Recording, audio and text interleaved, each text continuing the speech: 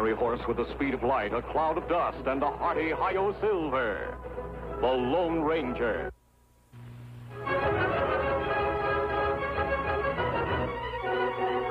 This is a story of one of the most mysterious characters to appear in the early days of the West. He was a fabulous individual, a man whose presence brought fear to the lawless and hope to those who wanted to make this frontier land their home. He was known as the Lone Ranger.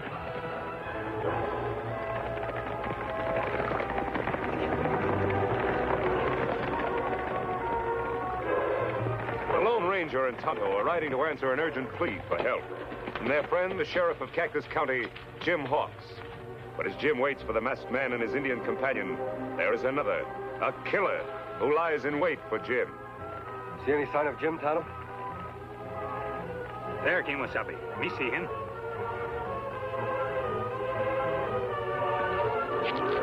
Tonto, look.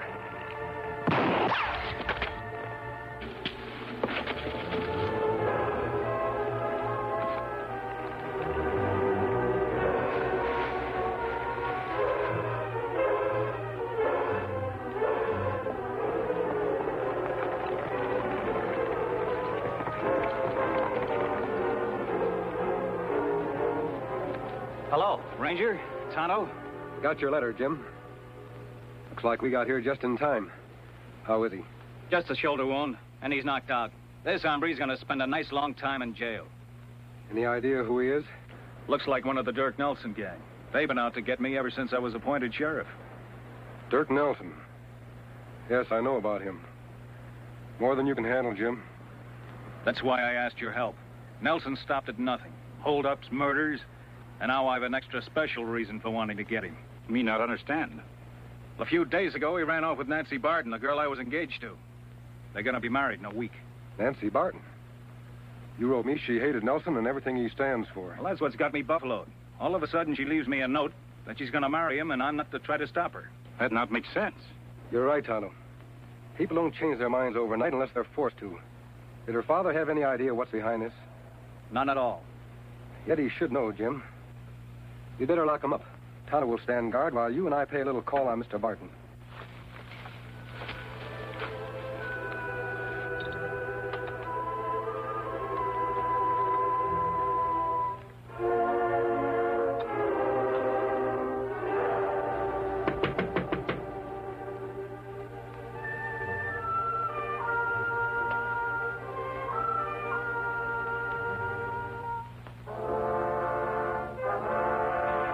Hello, Mr. Barton. Don't let the mask frighten you. This is a friend of mine. Howdy. Of course. Any friend of Jim's is always welcome here. Right this way.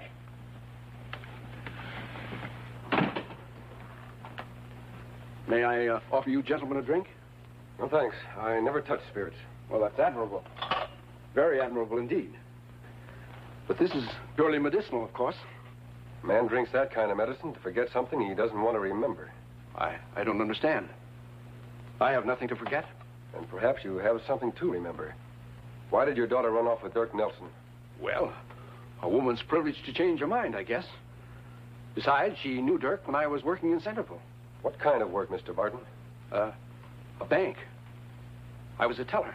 The Centerville Bank. That was one of Dirk Nelson's biggest hauls. Everyone said it was an inside job. What are you implying, sir? Nothing, Mr. Barton.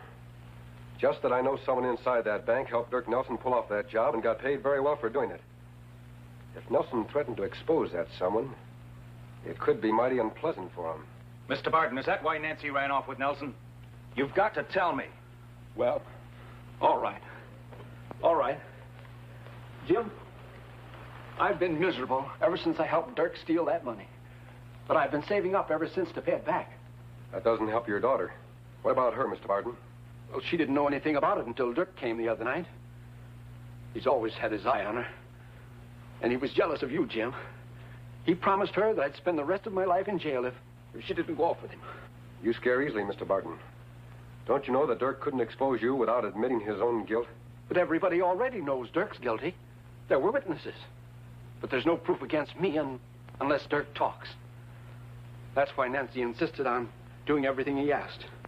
I begged her not to, but I couldn't stop her. Well, why didn't you come to me right away? Oh, it was too late then. And I was afraid. But I'm glad you're here now, Jim. I've hated myself every waking moment. And I'll do everything I can to keep her from marrying him. Will you turn state's evidence?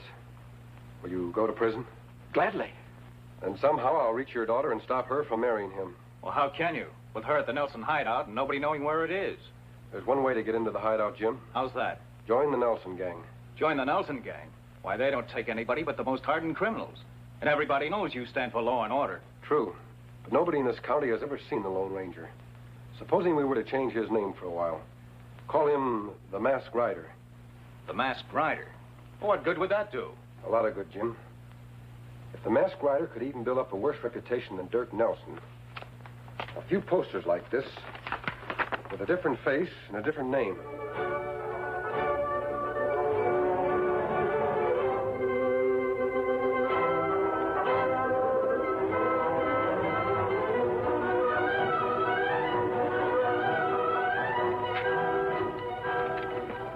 Sick of reading about this Masked Rider. Who is he anyway?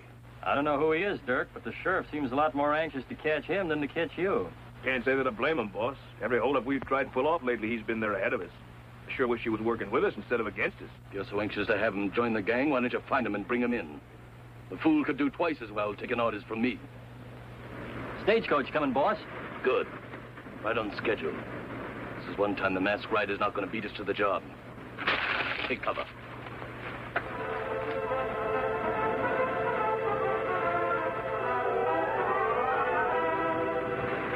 Me bet Dirk Nelson be plenty mad at Masked Rider now. Him not like to be outsmarted. Yes, I was afraid he might let this gold shipment go through. Oh, I knew he couldn't resist it. I've had my deputies blabbing about it for days. Sure wish I could get down there and get Nelson right now.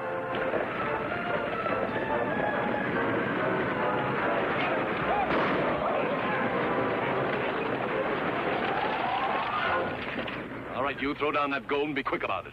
Sure, mister. Don't shoot.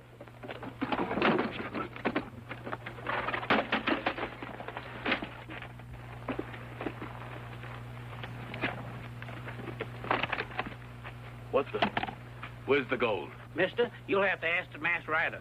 He held me up about 2 miles back. Masked Rider? He done it again. If you hadn't wasted so much time lollygagging around that Barton female, the Masked Rider wouldn't be giving us this trouble now. That'll be enough out of you, Sid. Come on, let's get back to the hideout. I'm going to outsmart that hombre if it's the last thing I do. Outlaws plenty mad they not find gold. By the way, Jim, what did you do with the gold I was supposed to have stolen? I fixed it with old Luke, the driver. He sent it on ahead by special messenger. What we do now, Kimasabi? I think it's time for the Masked Rider to join the Nelson gang. After what happened today, they should welcome him with open arms. I'll leave a trail for you to follow, Tonto. Contact me as often as possible. On, big fellow.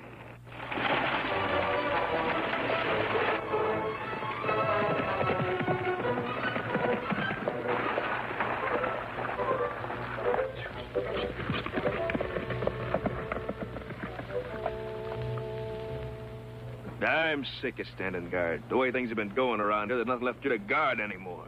Put up your hands. I said reach. Say, what is this anyway? Hold up, mister. Give me your money.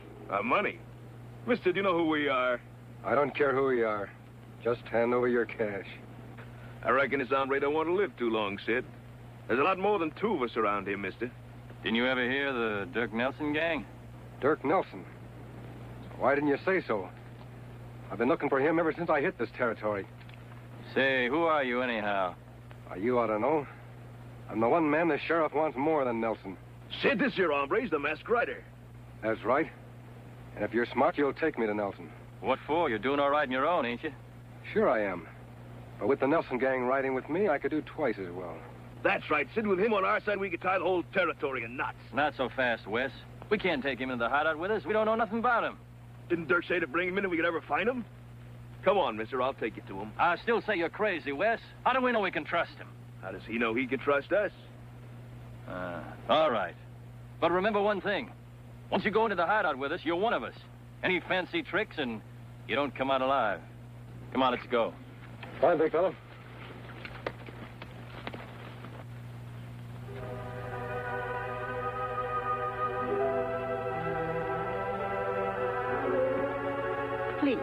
you hurry. Dirk Nelson does not like to be kept waiting. I'm not afraid of Dirk Nelson, Mrs. Gonzalez, and you shouldn't be either. Why do you let him use your ranch as a hideout? Why do you let him make you marry him? We're both afraid, Miss Barton. I guess you're right.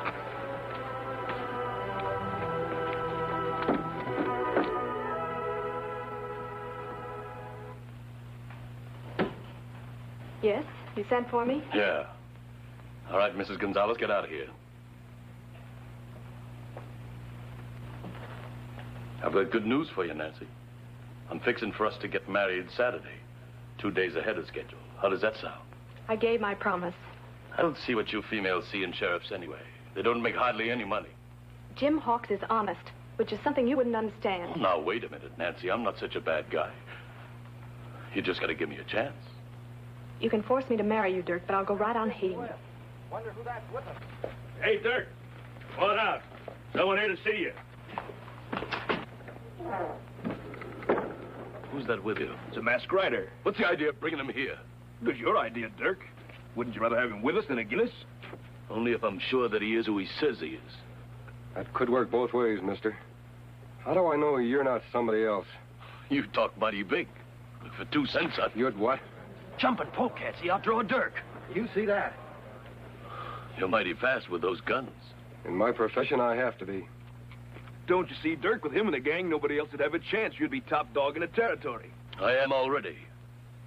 But I can always use a good man. Yeah. Bring him inside and I'll talk to him.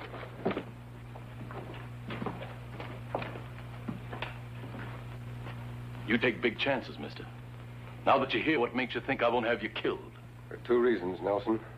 You'd lose some of your own men first, and you're smart enough to know I'm more useful to you alive than dead. So you want to join my gang, huh? Yeah. Why should we compete against each other? Together we could take over this territory. That makes sense, doesn't it? Yeah.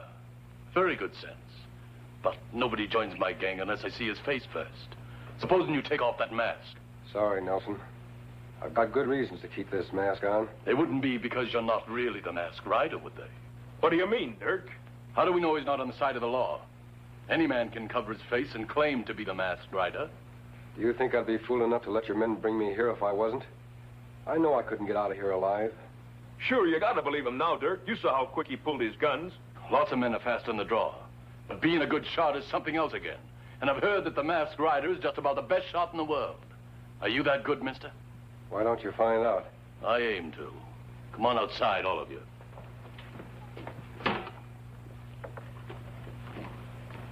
Miss Barton, I come from Jim Hawks. Jim Hawks? Well, who are you? A friend. I must talk to you later, alone.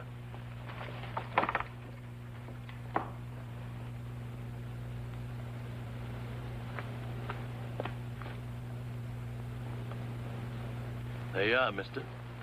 If you can hit any of those cups at this distance, I'll believe you're really the masked rider. What if I break all 4? All 4? Nobody's that good. What's the matter, getting cold feet? You want me to move back further? No. No, this'll be all right.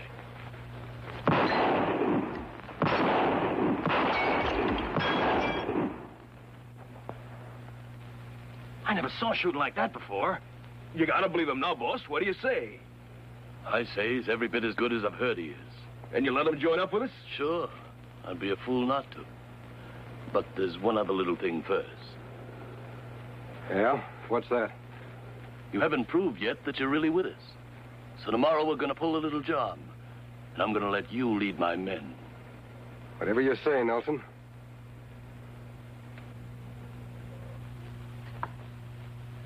I've got it all worked out, men.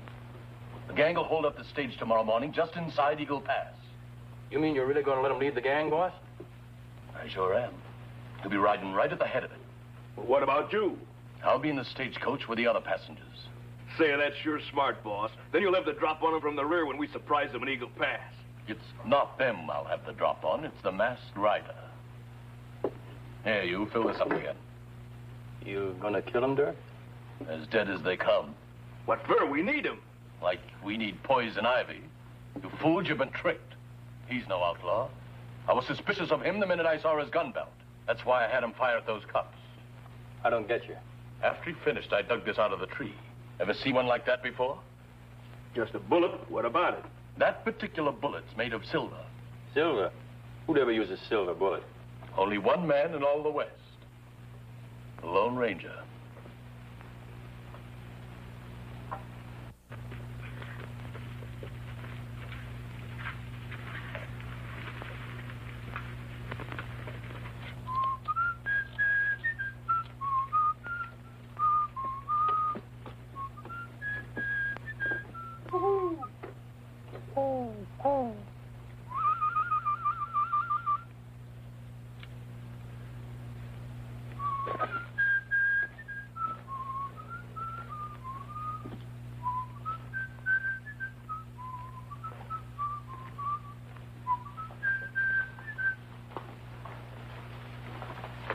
Me here, Kimasabi.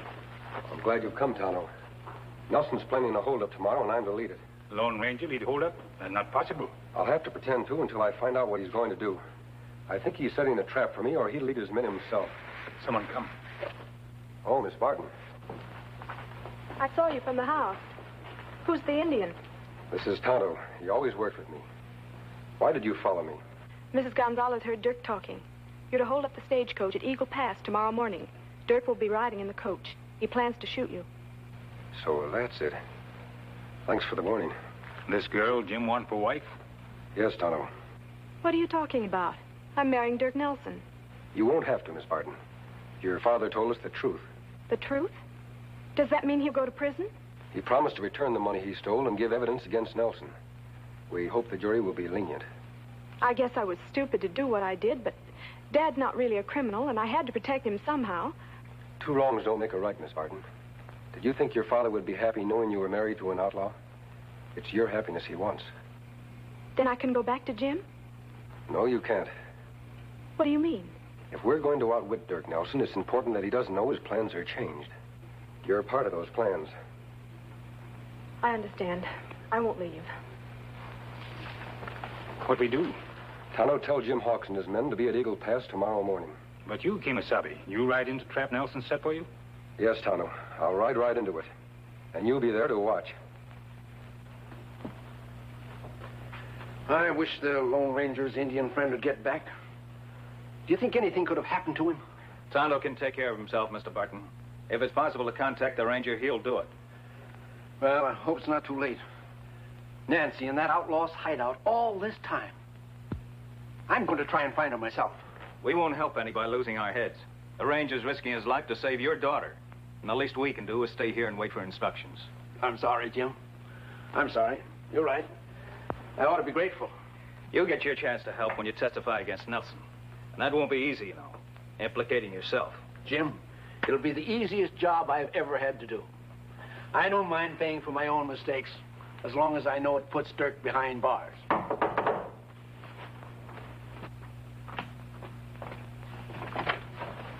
Tonto. How, Jim? Have you seen the Lone Ranger?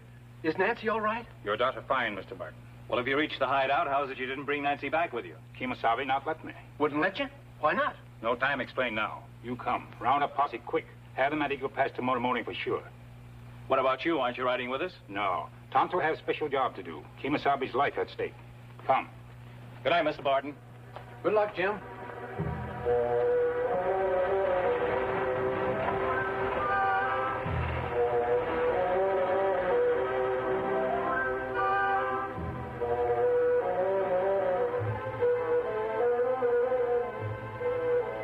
Here it comes. Are you ready? Dirk's counting on you to do just like he says. I'm ready. Where is Dirk? Don't you worry about him. He'll be around here when we need him. I'm sure he will. Say, if you're looking for Dirk over there, you ain't going to see him. I'm not looking for Dirk. Ready, men? As soon as we get the signal from the Lone Ranger, we take off and capture him red-handed.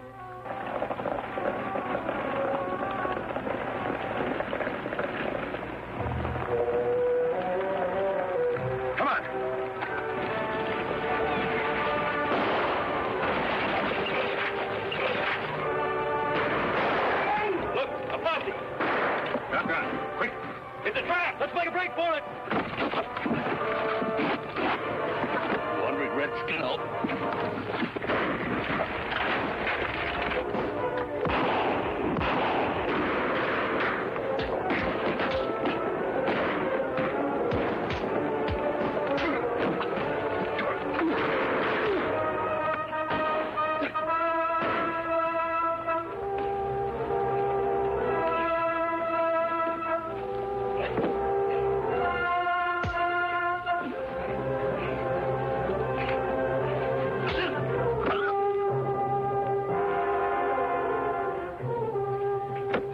Tonto, what happened? Nelson, him hit me. But me all right now.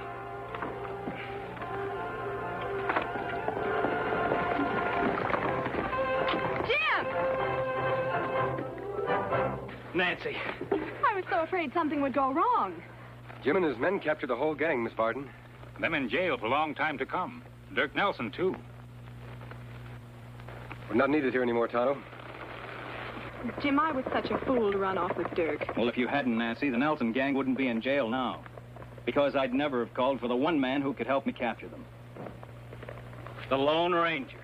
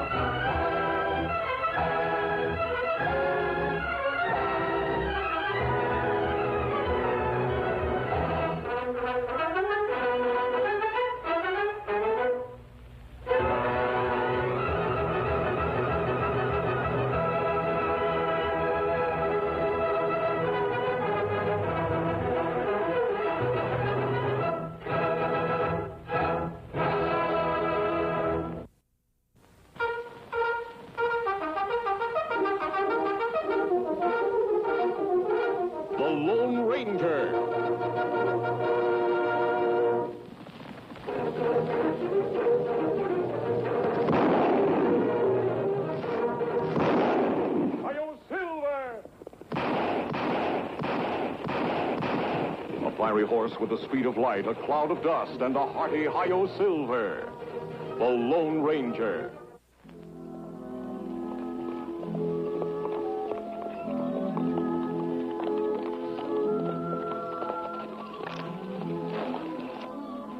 Tonto, it looks as if we're in time for the celebration.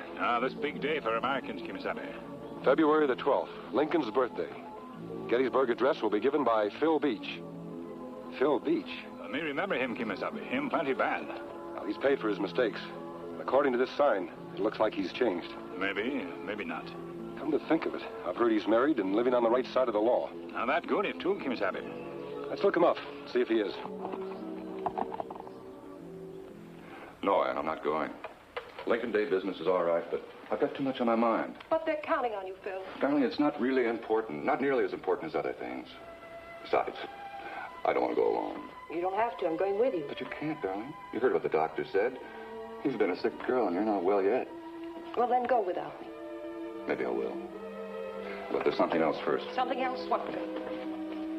Phil, are you going to see Dad? Phil, please, don't. Do you think I'm looking forward to it? Looking forward to begging? Yeah. But there's just a chance, the old miser. Just a chance he might be decent enough to help his own daughter. Phil, don't go. You know how he hates you, and you have such a temper, both of you. Darling, I've got to try. I'm going down to the shop.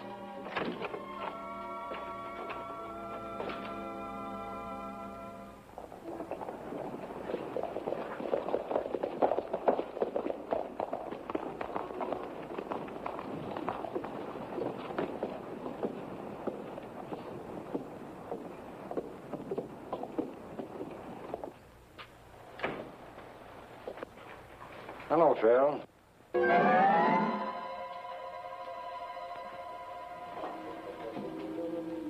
Hello, Lefty. It's been a long time. Yeah, it has. World treating you all right? Not complaining. Neither am I. We're making it treat us all right. Ain't we, Fingers? Yeah. Meet my new partner, Fingers Blake. My ex-partner, Phil Beach. Real sociable, ain't he? Look, boys, if you want a meal and stay around a day or two, you're welcome. But if it's a job you're after... A job? You're a funny man, Phil. Always was. You know, I remember the warden used to let us put on shows now and then. I was pretty good, but Phil here was the best of all.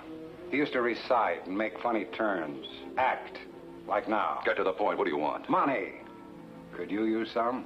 I certainly could. But not your kind. No more easy money for me. Are you sure, Phil? You know, the three of us could knock over that tin-pot bank and get out of town before the sheriff ever knew what was happening. We split the loot and fingers would meet, keep right on going. If you're looking for three men, Phil, nobody'd link you up with it. Come on, Phil. Give us a little help. Even your wife won't know. I'll give you help. Now get out of here. Get out quick. All right. See you, Phil.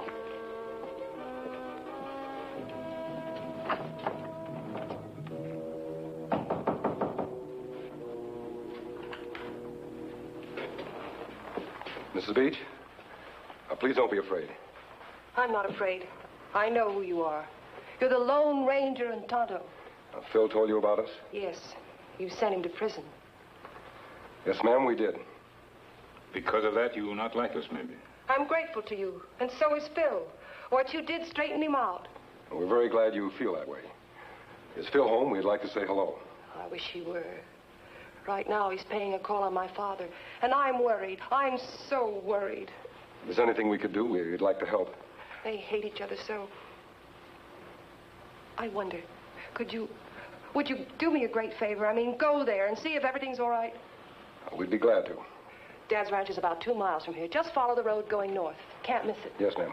Come on, Tonto. Thank you very much.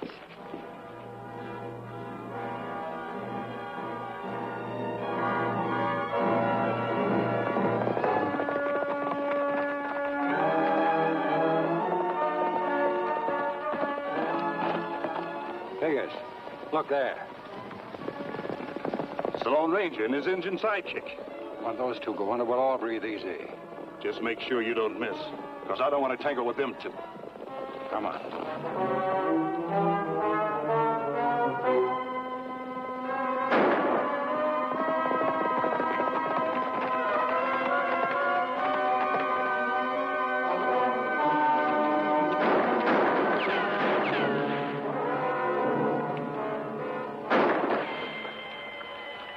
Let's get out of here. Fast. Look, Kimasabi, 2 men. Let's find out who they are.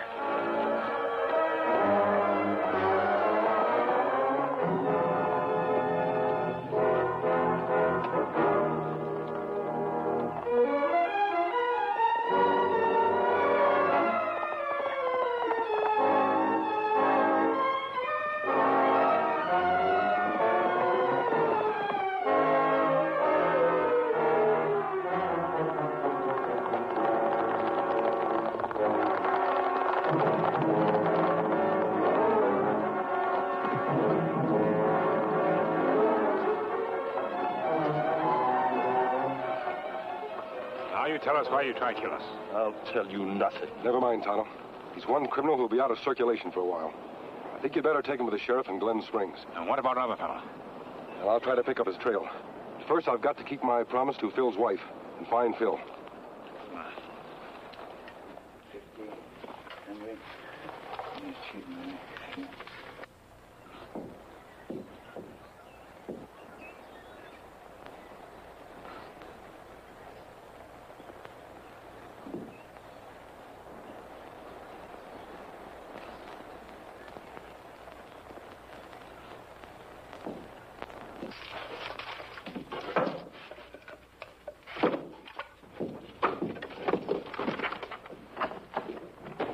You? Who told you come snooping around here? Ann? Ann begged me not to come. Well, that calls it snooping, so just snoop right on out of here. I'm not leaving till I say what I came to say. Your daughter is sick, Mr. Hawkins, very sick. The doctor says she won't get well unless she can go away for 6 months, maybe a year. What, she's your wife? Why don't you send her away? You know, I don't have the money. The saddle shop isn't, well, it's just barely making expenses. If you owe me the money, I'll pay it back, so help me. After all, it's for your own daughter. I ain't got no money. I'm a poor man. Now, look, you done said you say, so get out of here. Miser. You miserable skinflint. Well, why should I help her? I told her not to marry you, you jailbird. I should have made her bed let her lie in it. Go on. Go on, hit him, old man. That's all you good for. Now, get out of here.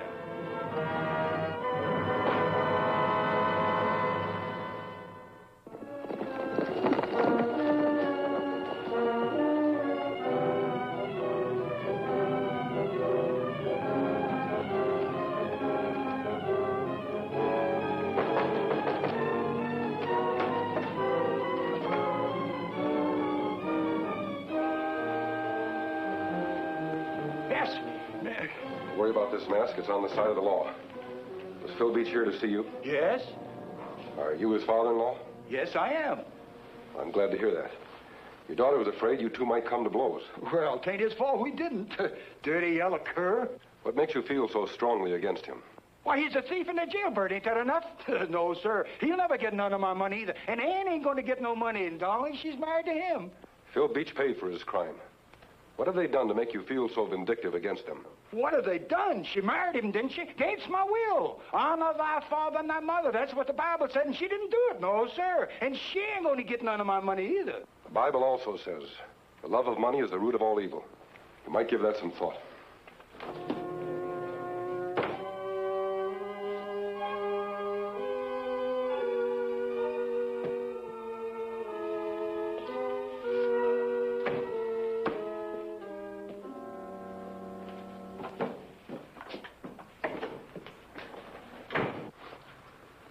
You still in town? I am, but fingers ain't. I could really use a partner now, Phil. You need money, you said so. Well, so do I. How about it, Phil? Just one little job, that's all. Just one little job. We'll never see each other again. We could knock that bank over easy tomorrow. It's closed today, account of Lincoln's birthday. Lincoln's birthday? Yeah, it's too bad, but then... No, it's not too bad. We can't rob the bank, but... Lefty, we're about the same size, and our voices aren't too different. I've heard you recite. Suppose you could memorize that by 4:30 this afternoon? What is it? Lincoln's Gettysburg Address. Pretty short. Sure I can learn it. Why? If you'll recite it dressed as Lincoln this afternoon, I'll give you $500. $500? Will you do it? Man, you just got yourself a reciter. I'm very grateful to you. Phil, I'm so glad you're back. Here's an old friend of yours dropped in out of the blue. The Lone Ranger. Phil, it's good to see you again. I hope you feel the same. Well, of course, I'm tickled to death. I was just surprised, that's all. I never expected to see you or anyone connected with the law anywhere within miles from here. I thought I'd like to hear you give the Gettysburg Address. Oh, you shouldn't have bothered. I don't do it that well. That's not so, Phil. You do it wonderfully. Everybody says so. Your neighbors think a great deal of you. I'm proud of you, Phil. I've got to get ready. Excuse me, please. Of course. The way you see his costume, it's perfect. He's made quite a study of Lincoln, hasn't he? Oh, yes. He's worshipped Lincoln for years. Mrs. Beach, with a hero like that, he certainly can't go wrong. 77 years ago, our fathers brought forth on this continent a new nation. Phil, are you going to take all day? You're right there. Phil, if I didn't know it was you, I wouldn't believe it. Sometimes I don't believe it either. I don't look much like Lincoln, but I certainly don't look too much like myself, do I? You certainly don't. Phil, it's almost time that you were going. You and the Ranger can ride into town together. All right. That's fine. I'm afraid I'll have to go on ahead. I want to have a talk with Sheriff Trumbull before the festivities start. But I'll be on hand for your Gettysburg Address. I hope we meet again, Mrs. Beach. I hope so, too.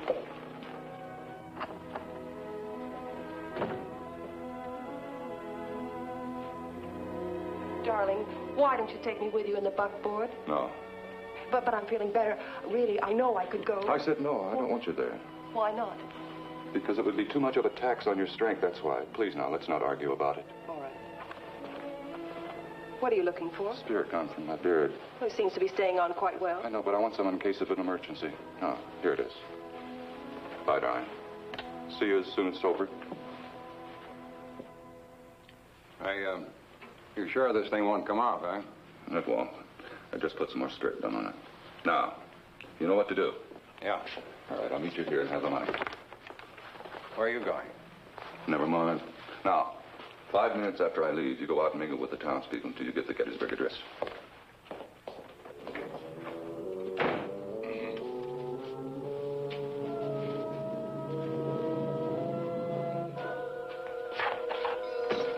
Eddie was right about that hombre that tried to kill you. Got word from Tucson. He's wanted there for armed robbery and murder. We do good job, Kimasabi. You sure did. Sheriff, there was one man who got away. I'd give a lot to know what happened to him. Well, listen, you're introducing Phil Beach. You want to hear him give the Gettysburg Address? I wouldn't miss it for the world. 87 years ago, Phil sure looks the part, don't he? our fathers brought forth on this continent a new nation, conceived in liberty and dedicated to the proposition that all men are created equal.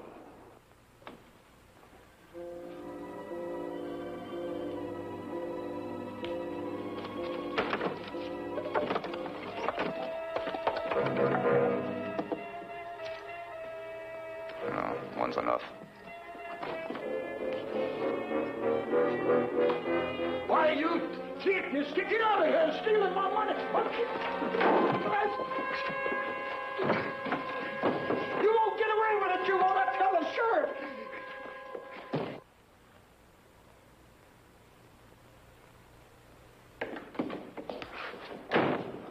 Where have you been? I've been waiting here ever since I finished the speech. Come on, get out of those clothes. I got to get out there and mingle with the crowd. Sheriff? Mrs. Bates, you just get to town? Yes. Well, I'm certainly glad to see both of you again. Too bad you missed Phil's performance. He did a fine job. He did? Oh, dear. And I thought I'd come in to surprise him. Well, you missed all the speeches, but the day's just beginning. They're going to start the fireworks pretty soon. Say, why don't you come in the office and sit and rest a spell, Mrs. Beach? Why, thank you. I believe I will.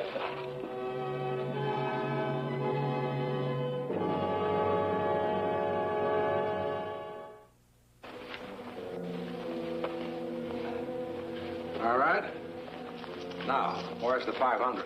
Right here. Hey, you got quite a haul there. I've got good use for it, too. I got better use for it. Hand it over. On it.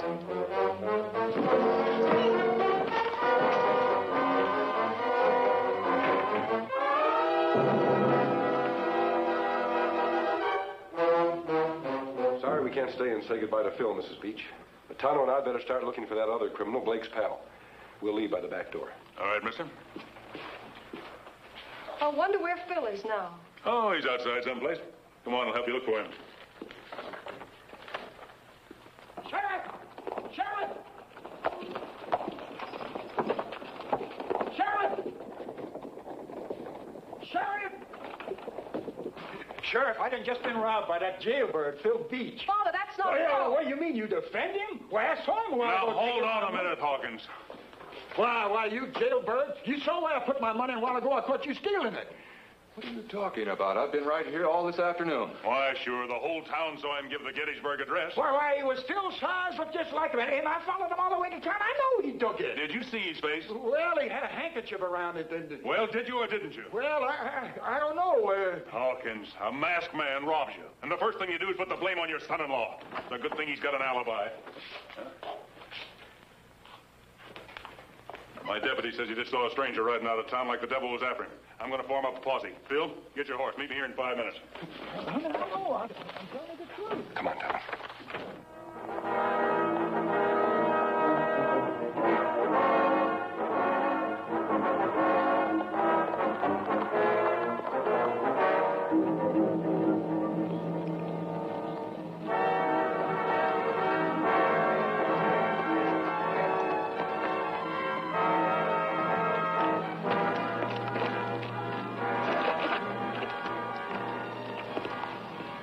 Lame.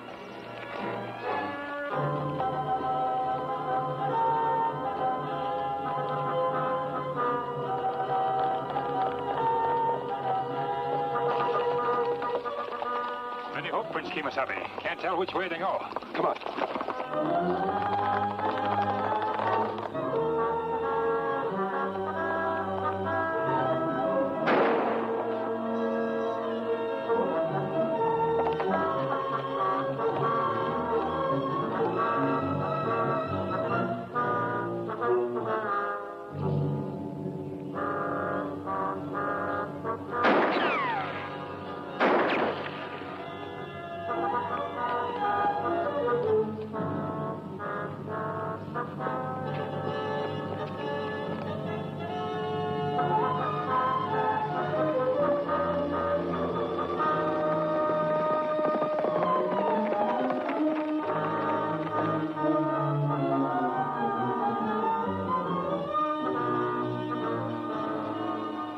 Tommy, look.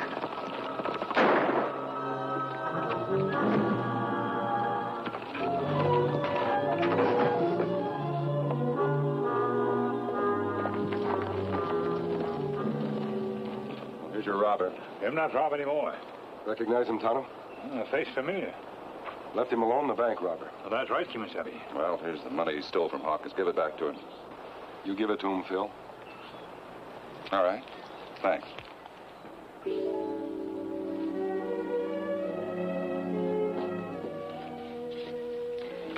your money, Mr. Hawkins. Well, I guess I was wrong when I said you took it. Thank you. Phil. Yes? Why don't you give us Lincoln's address again? Just as you did before. All right.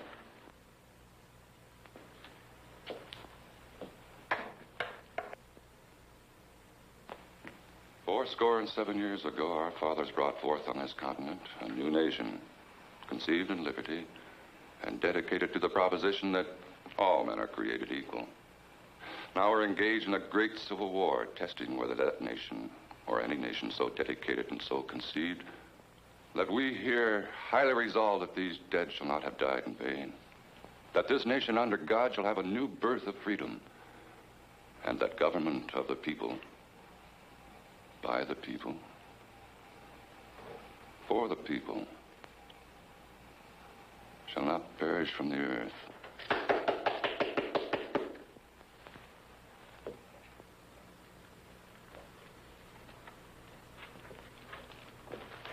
Those were fine words, Phil.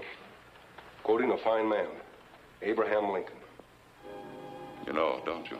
The man who made the speech before made gestures with his left hand. You just made yours with your right hand. Lefty couldn't have known where Mr. Hawkins had hidden the money. But you did. You're right, Mr. Hawkins. I took your money. But I had to have it. I'm glad you told them, Phil. I'm proud. Hawkins, we all know why Phil took the money. But he's broken the law, and he must pay the penalty. Well, Mr. Hawkins, do you still think your son is a no-good jailbird? Or can you see him as the man he is? A man worthy of your help.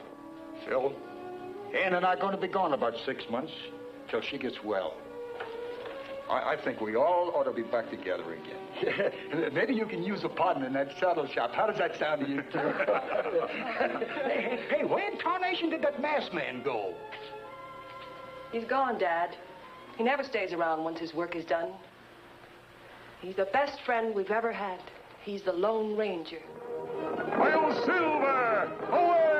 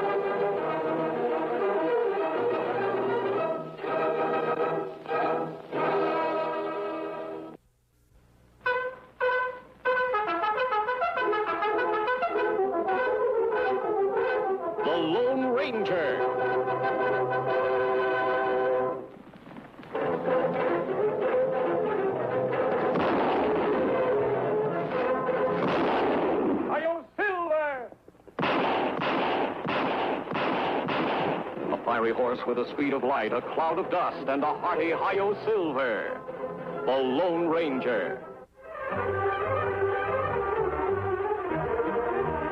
This is a story of one of the most mysterious characters to appear in the early days of the West. He was a fabulous individual, a man whose presence brought fear to the lawless and hope to those who wanted to make this frontier land their home. He was known as the Lone Ranger. The Lone Ranger and Tonto, in their ever-vigilant pursuit of outlaws and evildoers, have been riding for days to reach this ranch belonging to the lovely young Ellen Carter. They have learned that Ellen, who trusts no strangers, has been fighting desperately but futilely to save her property from the land-hungry hands of unscrupulous, violent men. If you're more of Jeff Grant's hoodlums come to frighten me off my ranch, you'll find I don't frighten easily. We don't like Jeff Grant any better than you do, Miss Carter. But if you're not one of Grant's men, why are you wearing that mask? I wore this same mask when I helped your father clean up the old Potter gang. He may have told you about me. You ever seen one of these before? A silver bullet. Then you must be the Lone Ranger. Now will you trust Tonto and me to help you? How did you find out I was in trouble?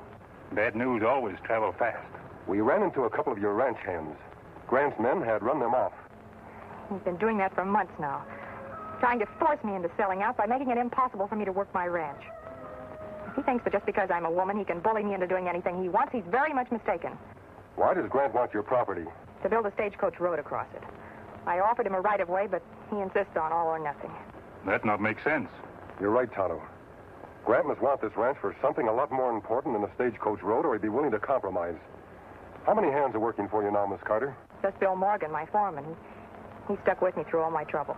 Why not me work here, Kimasabi? No, Tonto. I think it's more important that you try to get a job at Grant's ranch. That way we'll have some idea what he plans to do. Me try get job somehow. Tonto, I'll contact you as soon as I've rounded up a couple of ranch hands to work for Miss Carter. Me be waiting. I'm afraid that's impossible. Why, every man in the county knows what Grant's roughnecks would do to him if he worked for me. Not every man. I'll send you two who won't be afraid of Grant or anybody else. Have you ever heard of Pete Lacey and Pedro Martinez? Are you ready? See. Go.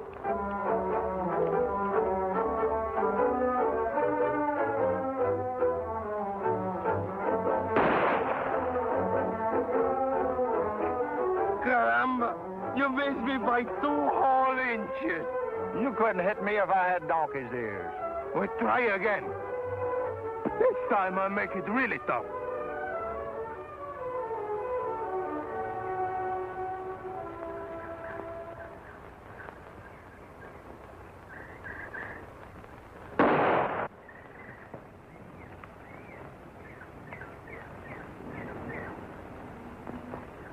You think that's shooting? Watch this.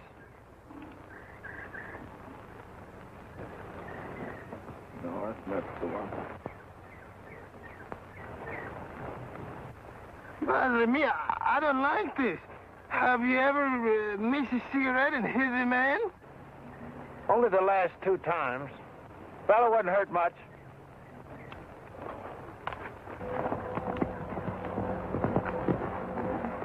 Oh, Silver.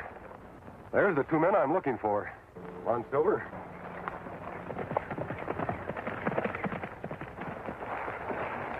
Put up those guns, men.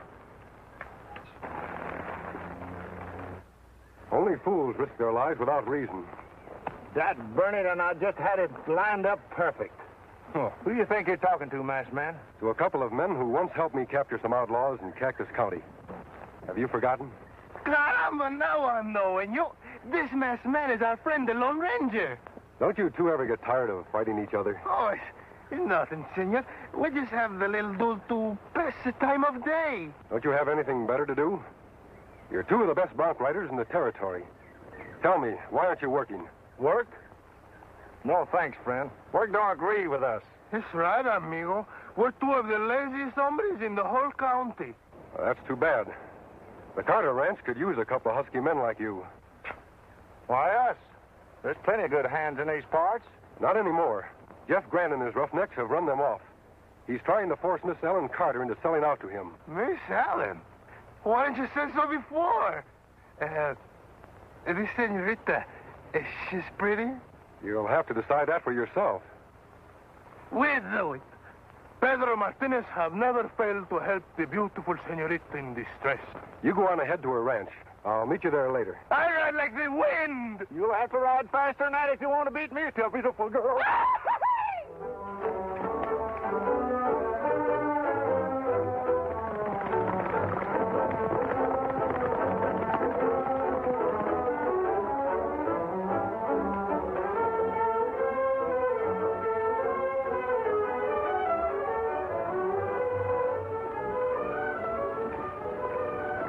Pedro, We're not really going through with this thing, are we? Work? Pedro Martinez de Salvador y Ruñega have given his promise. Well, but supposing she's one of them strong-minded, hatchet-faced females. Well, in that case, Pedro Martinez de Salvador y Ruñega will break his promise.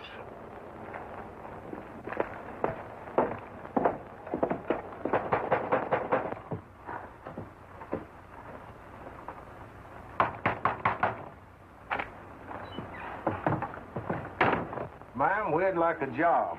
Si, senorita, we would like a job. Oh, you must be the two men the Lone Ranger told me about. Si, senorita. My friend Pete Lacey, he's the world's best pistol shot. And I, Pedro Martinez de Salvador y Ruñega, can throw the whip better than I can throw the bull. Bill, would you come here a minute, please? Bill, here are two men who actually want to work for me. This is Bill Morgan, my foreman. How are you? I sure hope you two fellas don't scare easily. If Jeff Grant hears you're working for us, he'll send some of his gang over here to rough you up. Pedro Martinez is afraid of nobody. And my friend Pete Lacey, he's afraid of nobody but Pedro. That's a lie. You lazy, honorary polecat. I can outduel you any day. Take it easy, boys. You're both hired, lazy or not.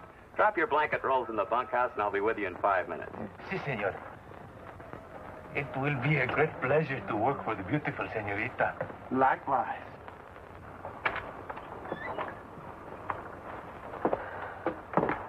Ay, that Miss Allen. Could you not see the love light in her eyes for Pedro Martinez?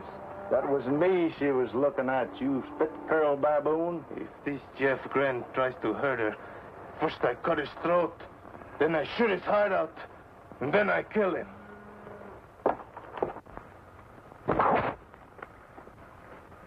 Caramba, senor. You're even better than I am, and that is impossible. This may come in handy, boys. Tano was working as cook's helper at Grant's ranch. He warned me we can expect a visit from Grant's men at any time now. Good. I've been kind of watching for him to come. You've been watching the beautiful Miss Allen, and all the time it's for me, she sighs. Wait a minute. Riders are coming. Yeah, they're Grant's men, all right. Good. We gave them a welcome they do not expect.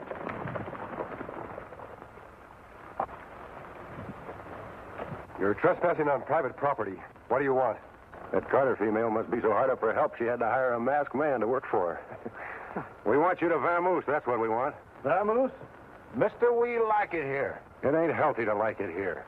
Now, do you want to go peaceful, or shall we show you just how unhealthy it is? Pedro Martinez have never felt in better health. You're the ones who are going to vamoose. That masked hombre talks big. Let's get him, boys.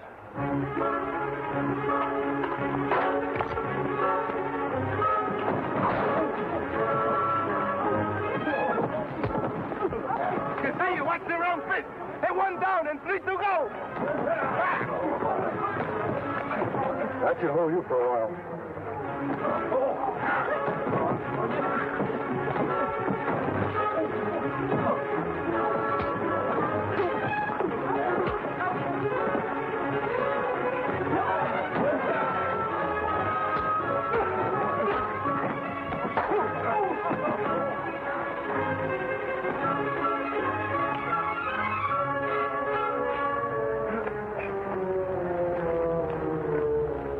I reckon that'll show them who's going to vamoose.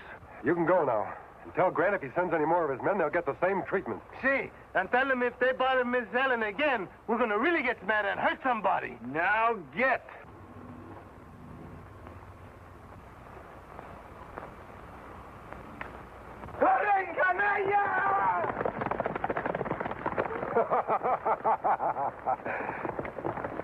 I'm going to try to see Tano.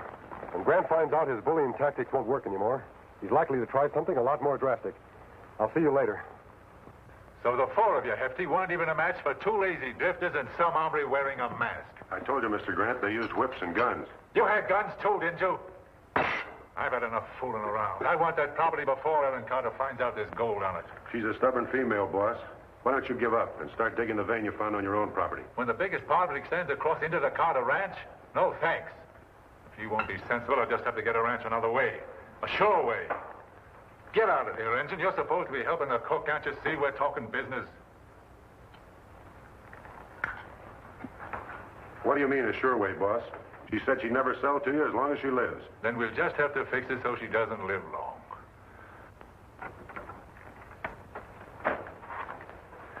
What did you find out, Tonto? Plenty, Kimasabi. Gold on Carter Ranch. So that's why Grant wants it. Them planned something heap bad. Send me out of room so me can't hear. Come on. There's a window open over there. I tell you, boss, I don't like it. Killing a woman. I don't care what you like or don't like. It's the only way. Besides, it won't be murder. It'll be an accident. An unfortunate accident. Once she's out of the way, I'll be able to buy the place for a song. There's not another rancher in the county with nerve enough to bid against me. But what if somebody gets suspicious? Accidents like that don't happen all by themselves. If anybody gets blamed, it'll be those two worthless drifters, Pete and Pedro.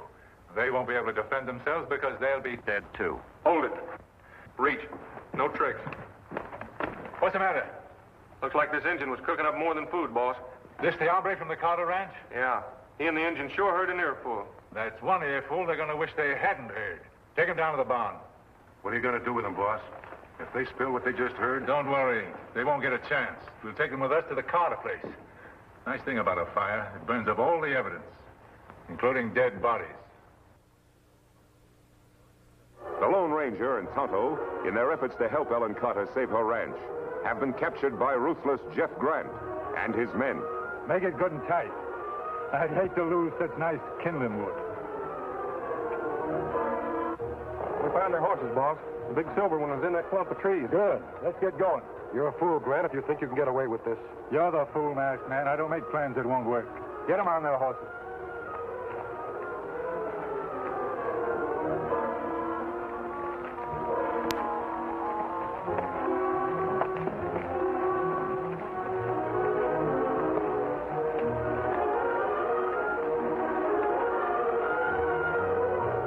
We're not the only ones trying to help Ellen Carter. She has other friends, too. Oh, Bill Morgan? It'll be 1 against 5. Aren't you forgetting those 2 new hands she hired? Pete and Pedro? Those 2 show-offs? Yeah, I know all about them, and they don't worry me a bit. We'll take care of Pete and Pedro just like we're going to take care of you. Come on.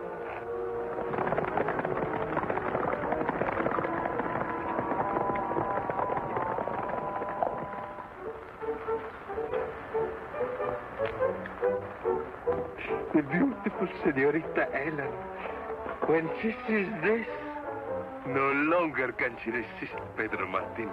Pedro Martinez, that big windbag.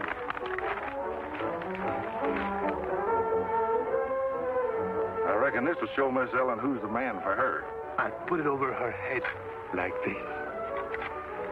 Then I'll crush her in my arms like this.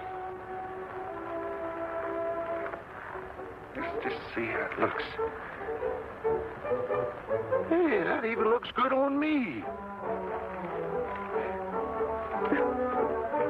What chance of Pete Lacey against me?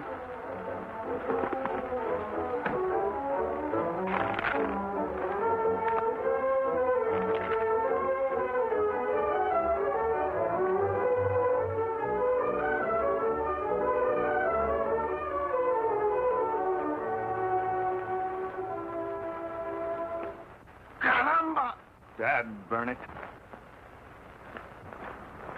I thought you're telling me you right, Tutan. You tell a big lie. And you said you'd be tending the stock. That's a bigger lie. For a beautiful senorita, eh?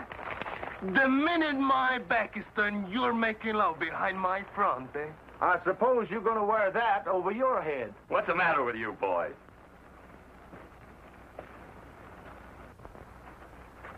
Don't you two ever stop squabbling? Say, those are right pretty-looking doodads. What you gonna do with them? Didn't you ever see a wedding present before? Say, we've decided it's time for Miss Ellen to get married. Say, that's a fine idea. Well, good luck, boys. You see, just like I'm telling you, she's eating her heart out for Pedro Martinez. If she's in love with anybody, it's me. We let her make the choose. Reach. Stick him in the old storehouse with the masked hombre and the engine. Looks like just the right place for our little accident to happen. Come on, boys. Oh, Pete and Pedro. I'm sorry to keep you waiting. What seems to be your trouble? We got kind of a problem, ma'am. Si, senorita, we are both in love. Well, I think that's wonderful. Who are the lucky girls? But that is the problem, senorita. The lucky girl, she's only one. And I am for she. Dad Raditz, you said you'd let her choose. Oh, well, that's very flattering, boys. But you see... Don't anybody move.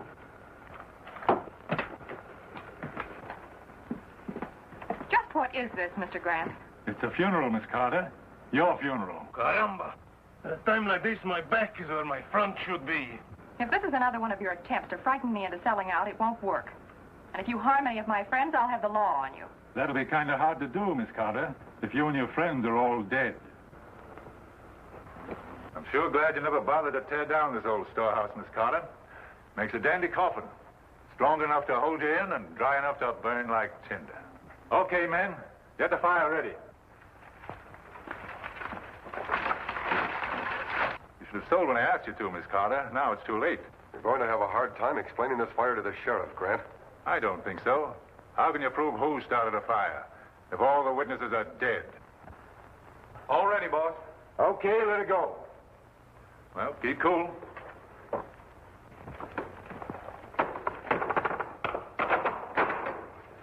Good work, boys. Won't be long now. Come on, we don't want to be seen here. We'll hide out at the ranch house till it's over. And if anybody comes along and tries to put out that fire, we'll take care of them, too.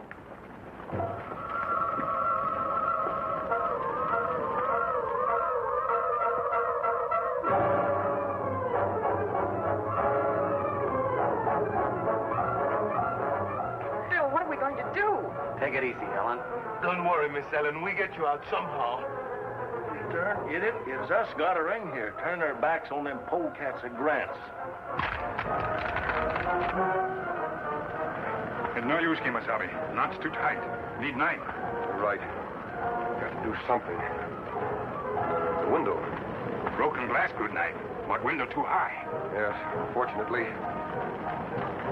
Tonto, hop over to the door. We may be able to force it open. Hurry, Tonto.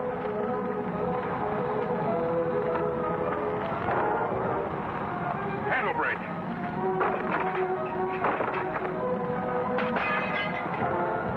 Look, Kimasabi. Where? Break window. The glass. There isn't a second to lose. Caramba, senor. What are you doing? Pull out your wrist, Tonto. Glad I'm wearing gloves. This glass is hot. Hey, it might work. We can just get out. I know where they stole the guns, in the bunkhouse. Look! Please, senor, make with a hurry. Pronto, eh? Press tighter, Tonto.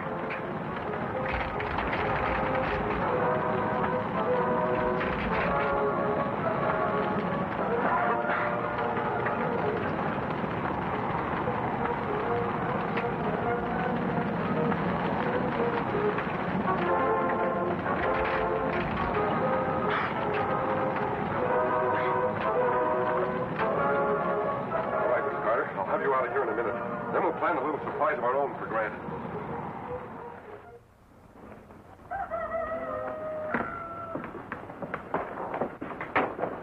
I reckon it's about time for us to call the boss. Take a look. Yeah, nothing but smoke. By now, they'll be burnt to a crisp.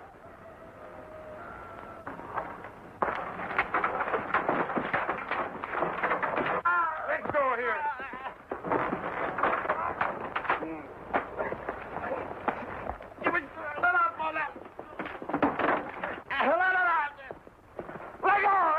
Damn, what the... Don't move, Grant. Get their guns, Tonto.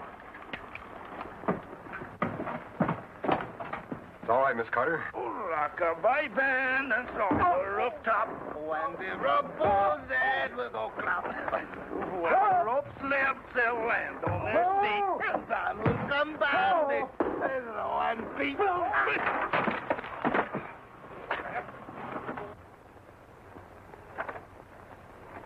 Miss Carter, we've got them tied up in the barn. Pete and Pedro are going for the sheriff. You won't have any more trouble with Grant or his men. Oh, that's fine. And I can hardly believe what you told me about the gold. Now Bill and I will really be able to make a success of the ranch. Don't you think we ought to get married first? Marry? You mean all the time she have been in love with he? I'm afraid so, Pedro. But we want you both to be best man at our wedding. There's only one best man, and that is Pedro Martinez de Salvado y Ruñega. Conson it, that's a lie. Pete Lace is a better man than Pedro Martinez ever was. You men me the insult. Come, we fight a duel. And after we kill each other, we'll go for the sheriff. They're a great pair, Miss Carter. Come on, Tonto. We have more work to do. Adios. Bye.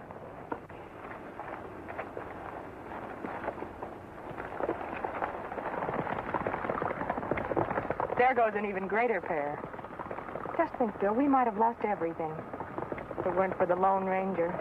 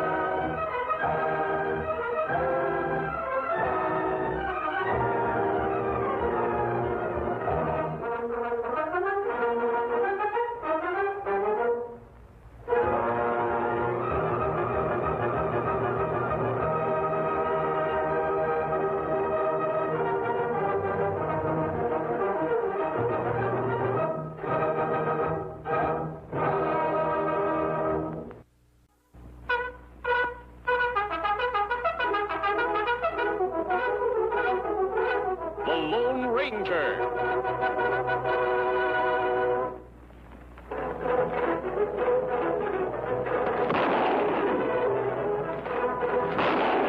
Hi-yo, Silver! A fiery horse with the speed of light, a cloud of dust, and a hearty Hi-yo Silver. The Lone Ranger.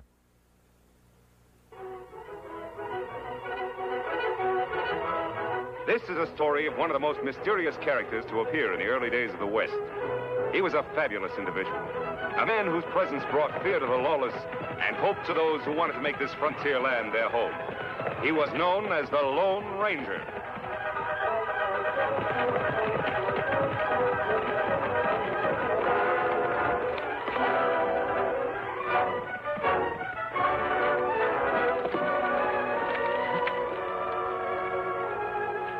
What part do you want, Kimasabi? It's about John Ames, Tonto. Ames. He is one just released from prison? Yes. If he carries out his threats, he'll go right back there. That's bad. Ames have wife and children in Black Butte. His wife talked to our good friend, the Padre.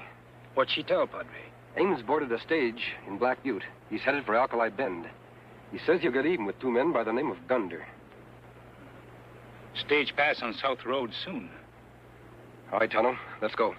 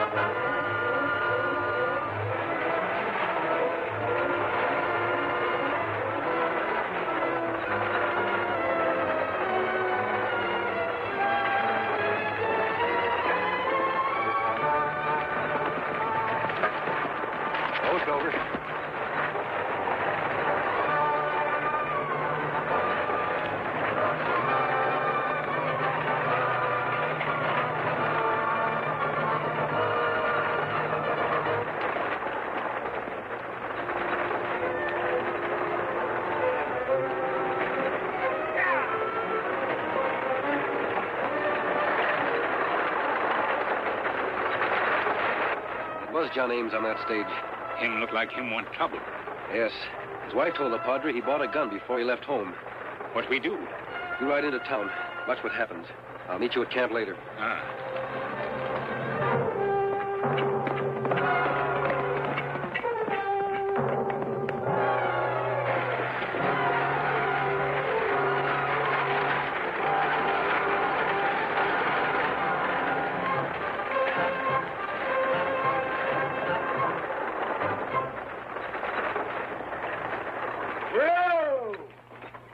You're late again.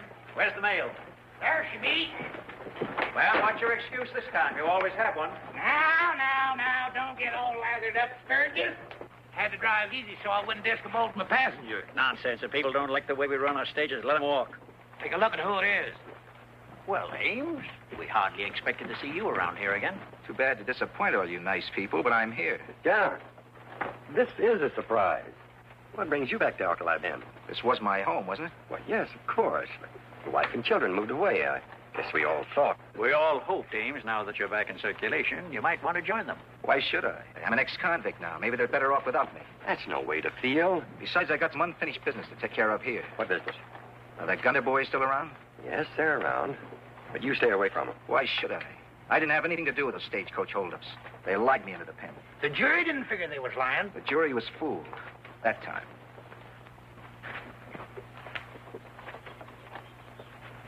John. Now listen.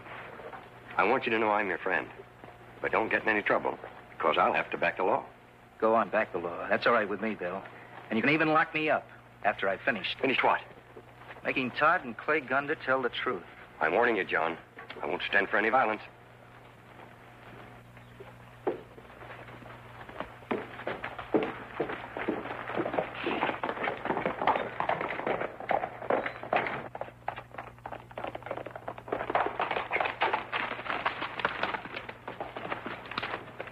What did you find out, Tonto? Ames talks strong, but Sheriff talks stronger. Maybe Ames changed mind and go away. I don't think so, Tonto. He's had a long time to think it over, and talk won't stop him now. We help him? Yes, if he's telling the truth. But first, we have to warn the Gunders. Come on, Tonto.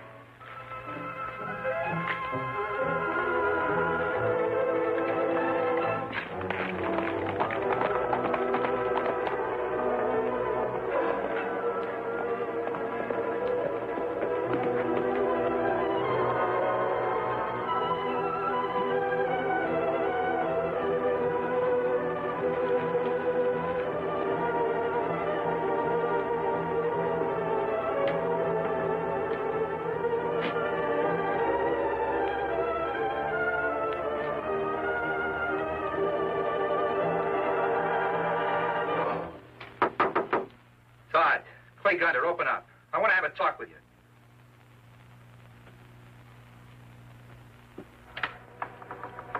Clay? Todd?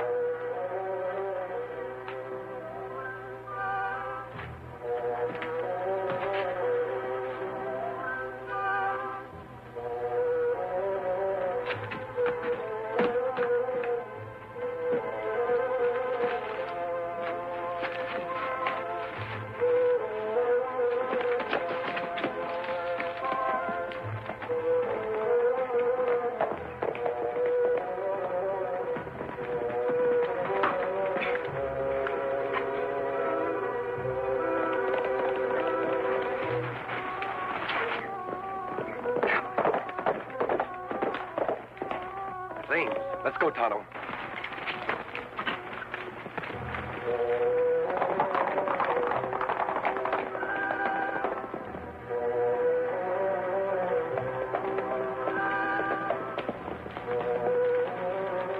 Clay Gunder. Anybody there? Not home.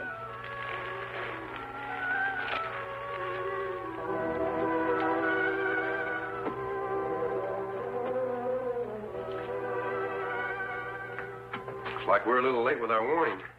Plenty big fight here. Yes. A bullet hole. No wonder Ames was riding so fast. Come on, Tonto. If Ames killed them, where are bodies? That's what puzzles me, Tonto. Ames not here long. Wouldn't take him long to do this as mad as he was. What's their trouble between Ames and Gunder brothers? Ames was arrested for robbing a stagecoach. The only witnesses were the Gunder brothers. Their testimony made an open and shut case against him. And now Ames say they lie. Yes. Oh, Ames had plenty reason to ride fast. Him better off in jail. The feeling in Alkali Bend is very much against him. Now no one listened to him, whether him guilty or not. You ride to the sheriff and report this. I'll meet you outside of town later. Ah.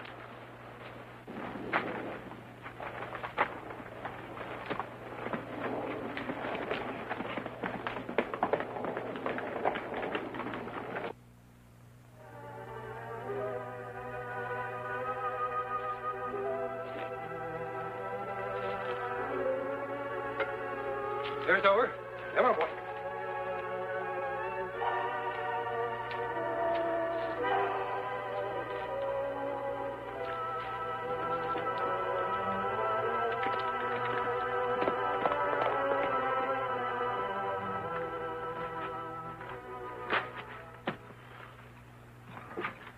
Back in a pretty big hurry, ain't you, John?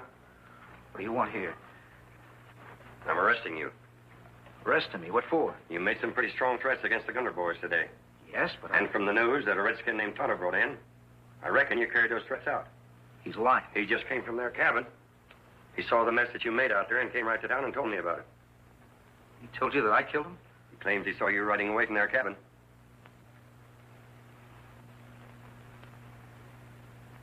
Well, John? Oh, I was there all right, but Bill, I didn't kill him. You gotta believe me. You went out there to do it, didn't you? Yes, I started out to make trouble, but by the time I got there, I wasn't so sure anymore. What do you mean? I figured they weren't worth the price I'd have to pay. Then what? I found just what the Redskins said he found. The cabin all smashed up, blood around. And? I knew I had to clear out. Whatever had happened would be blamed on me. Unless it's sure that I don't believe you. Thanks. But I've got to jail you just the same. And I'm hoping... Let's give him an argument. I'm telling you, law ain't gonna take care of that skunk. Him and the sheriff's friends. Ain't that right, Sturgis? Looks like the news got around already. That redskin must have talked. What'll happen? Nothing. First, I'll get you in jail, and I'll come back and break that up. We'll go up the back way. He come here to kill a couple of them, and he gets away with it. Are we gonna let him? He's right. He's right. Joe's right. You know I ain't one to take law and order in my own hands, but there's times when we should. Yeah, that's right. Let's get him and argue later. Who's with me? I saw him go in the hotel. We'll grab him there. Let's get him. Come on. Let's hurry. Don't get away. Hold it, you men. Mob, go after Ames. We'll have to hurry. Ames is going to jail, and I'll drill the first man that tries to stop me.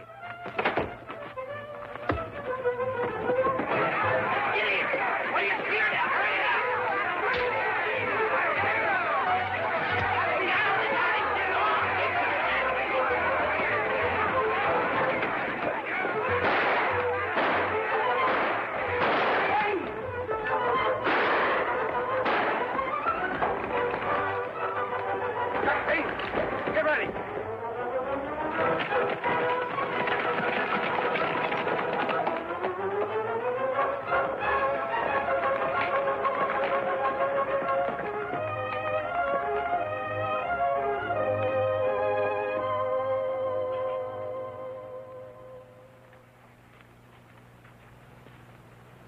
Try this, Ames.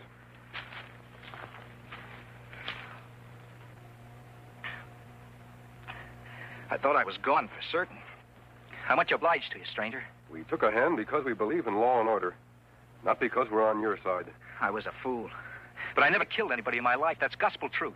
But you went to the Gunner cabin looking for trouble. You admit that. That's right. And I changed my mind. I quit being crazy. Changed too late. Now mob crazy, too. Yes, Tonto. I blame the sheriff. He shouldn't have talked. Sheriff Bill? He didn't talk. He said you must have. Tonto speak to no one. Only sheriff. And Bill came straight to my hotel room. How did those people know the Gunners had been killed? Wait a minute. Tonto, bring Silver. I may have been doing you injustice, Ames, so I apologize. Why you apologize? Because I thought we were the only ones who had been up to Gunner's cabin. There must have been someone else. Who you think go? I don't know yet, but I'm going to find out. Me go with you? Not yet, Tonto. You stay with Ames till I get back.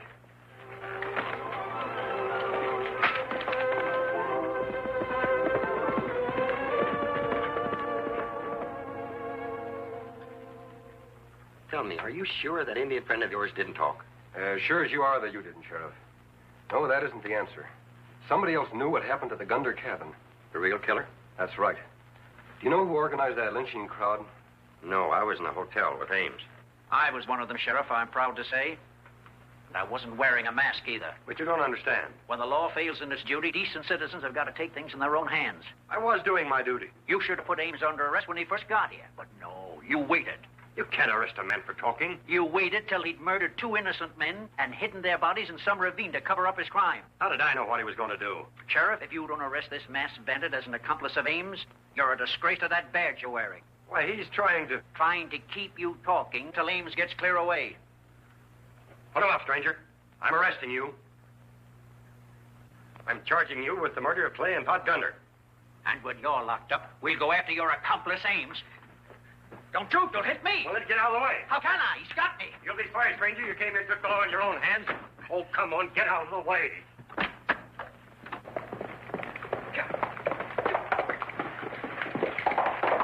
Tie him up, Tonto, and come along.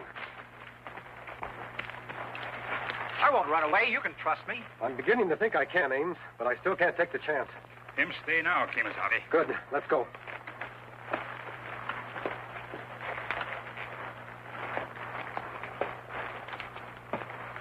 Where we go? We'll head for the Gunder cabin. Why we go there? Tonto, just what did we find there? We find plenty blood, bullet holes, big mess. Yes, but no bodies. Maybe Ames hide them so nobody know they dead. No, he wasn't there long enough to take them very far. Dead bodies no fly. That's just it, Tonto. They're still alive. Somewhere. Come on.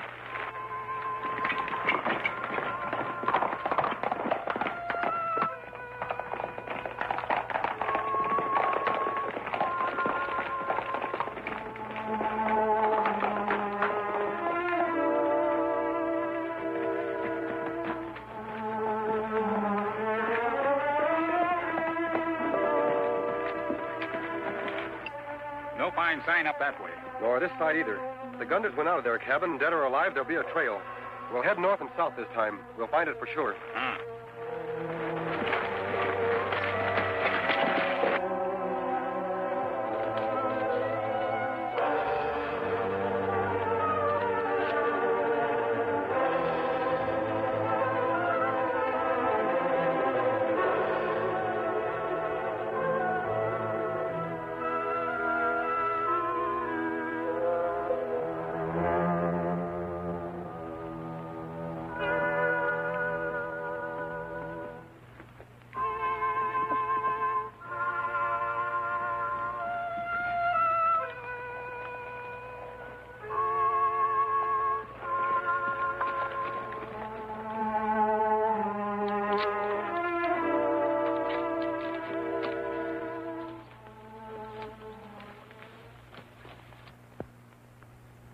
Tonto, they're the bodies we're after.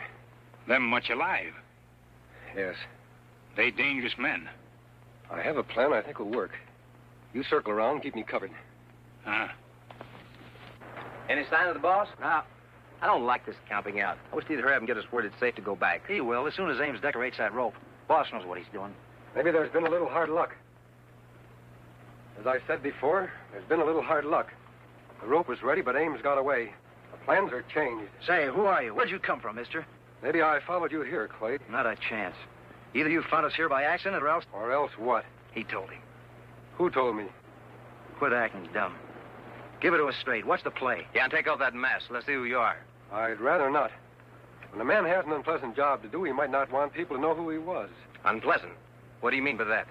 Well, with Ames getting away and all, someone might prefer to make sure you didn't talk. He sent you here to kill us? Why, that dirty double-crossing skunk. How much is he paying you, mister? We'll double it. I didn't say anybody sent me. You don't have to.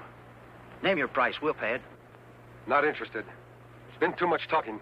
Let's get this over with. You're not going to shoot us down, are you? Turn around and walk away from me. Listen, mister. I said turn around. Get going. Come on, Todd. No use talking to this sidewinder. Let's get this thing over with. But Clay... Come on.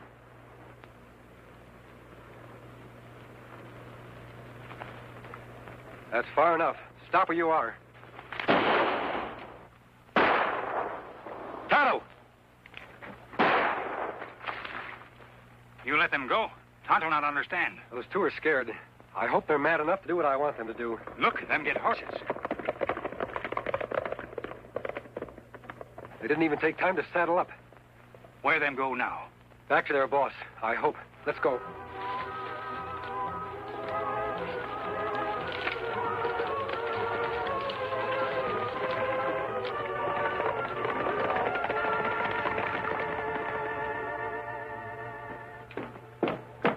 Tim? I just talked to the council. You're through. Fired.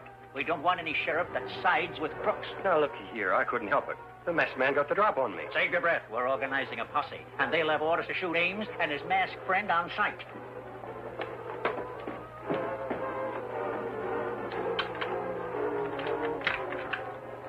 Close and lock it, Sim. We don't want no company.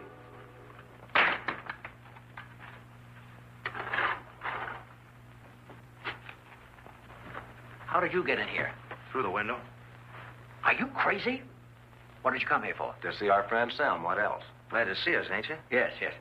Weren't you supposed to stay out of sight until... Till Ames was out of the way? Yes. Did anyone see you coming in here? Nope. And nobody's going to see us leave, unless something goes wrong.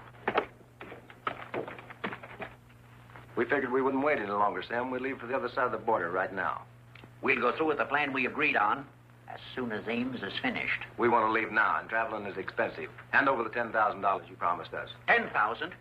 We agreed on 5. Well, me and Todd been talking it over, and we figured your price wasn't enough. Yeah, Sam. We're giving up our homes, friends, and everything. We don't know how things will go for us in another country. I can't, and I won't pay it. You got a lot of money, Sim. And you made more than we did tipping us off which stages to rob. And I kept you out of jail by helping to frame Ames. Don't you forget that. And you figured out another way to make some money. Maybe you're just a good businessman, Sim. I don't know what you're talking about. Didn't you hire someone to drill us? Me? This time, make sure he's a good shot. Now I'm going to give you a dose of your own medicine. Please, no. No, not again.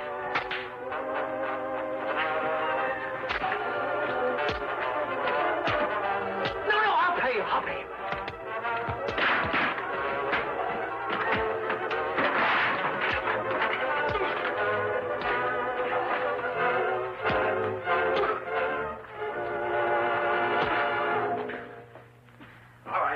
Get up. You know what to do with them, Sheriff. You bet I do. Tonto, keep your eye on them. You should have been wearing these a long time ago, Sim. There's just one thing troubling me. How did you know that the Gunter boys were still alive? Sim told me. I told you? That's right. You knew the bodies weren't in the cabin. That's a fact only Ames, Tonto, and myself should have known if Ames killed them. Why, you double-crossing, sanctimonious sidewinder. Wait till I get you in court. Take him along, Tonto. Come on.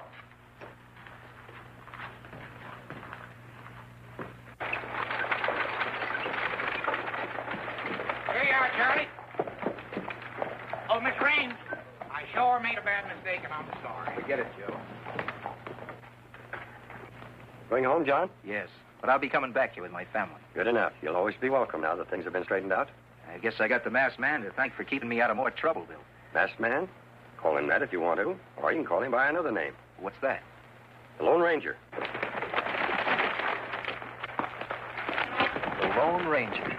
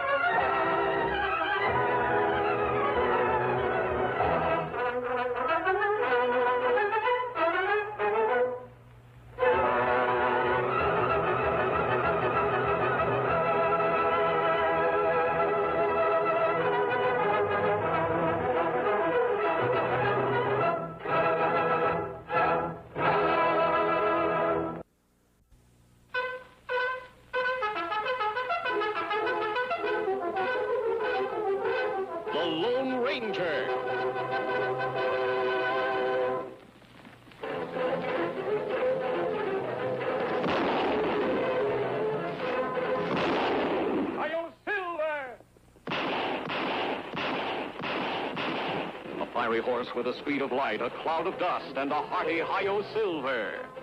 The Lone Ranger. This is a story of one of the most mysterious characters to appear in the early days of the West. He was a fabulous individual. A man whose presence brought fear to the lawless and hope to those who wanted to make this frontier land their home. He was known as the Lone Ranger. For weeks now, the Lone Ranger and his faithful Indian companion Tonto have been pursuing the vicious Pete Madden gang. Wanted for cattle rustling by every sheriff west of the Mississippi, these desperate outlaws have left a trail of robbery, destruction, and murder. At long last, their leader, Pete Madden himself, has finally been captured by the angry ranchers. But at what a heavy cost. For the Madden gang has already struck back ruthlessly by abducting young Jim Patrick, son of one of the ranchers, to hold as a hostage for their vicious leader. Every rancher in the country is up in arms. Every rancher, that is, but two newcomers to this part of the West, Fred Vance and his wife, Mary. We can't stop here, Mary. We're not far enough away from the last place. Oh, Fred, it's such beautiful country. And look, there's a perfect spot to build our new home. We could risk it. We've got to stop running away sometime. Please. Well, it is beautiful country, and I heard that the land was for sale. Well, you know what it means if the neighbors find out who I am. Well, we could always change our name. No, Mary. I'm proud of my name. I've done nothing to make us ashamed of it. It stays the same, no matter where we settle, no matter what the consequences. Now, do you still want to build here, or do we move on? I want to build here, Fred. All right, Mrs. Vance. This is where we set up housekeeping. And we start right now. Oh, our new home site. I'm going to love it here, Fred.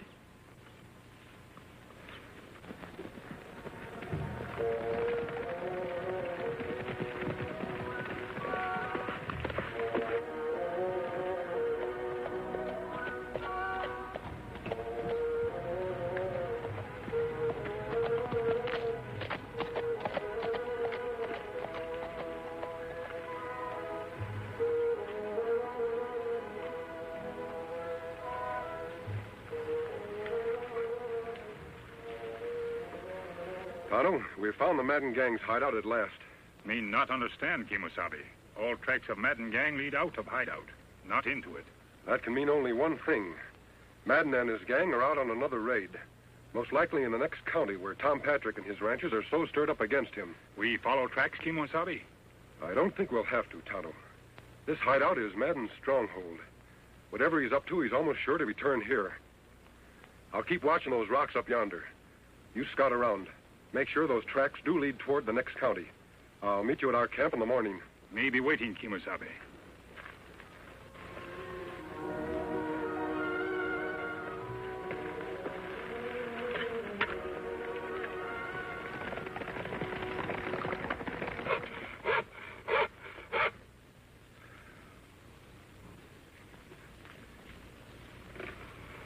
You must be done in, Fred. Never saw you work so hard. Why don't you take a rest? Got no time for rest. I'm building more than a home. I'm building a fort. This time, nobody will drive us away. Who'd drive us away from here, Fred? No one knows it. Nobody knew us the last four places we tried to settle either. Look, Mary, we bought this land fair and honest. Used up almost all of our money to do it. Got just enough to buy a few cows and register a brand. We're here for keeps. And I'll fight anybody who says different.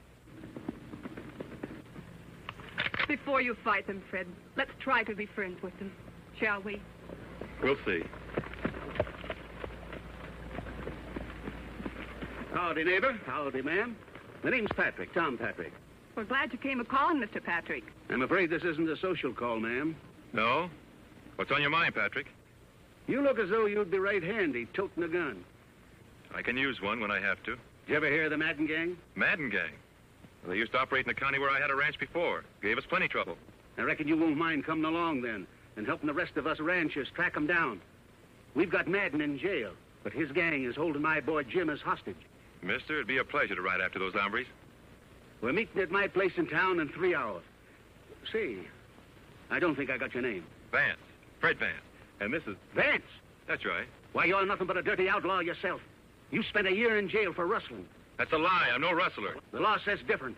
I got a list of every rustler let out of jail in the past year, and your name's right at the top. He was innocent, Mr. Patrick. It was Madden's men who pulled that raid. I'm sorry, ma'am, but I got no proof of that. And if you don't want us to round you up with the rest of the Madden gang, you better get off of this land pronto. Let him try to run us off. Just let him try.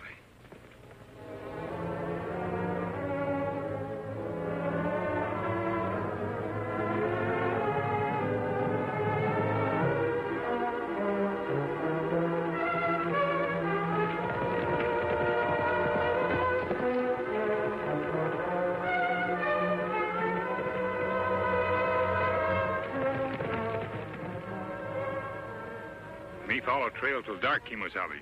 See no sign of Madden gang. Come back here to camp. I had better luck than you, Tonto.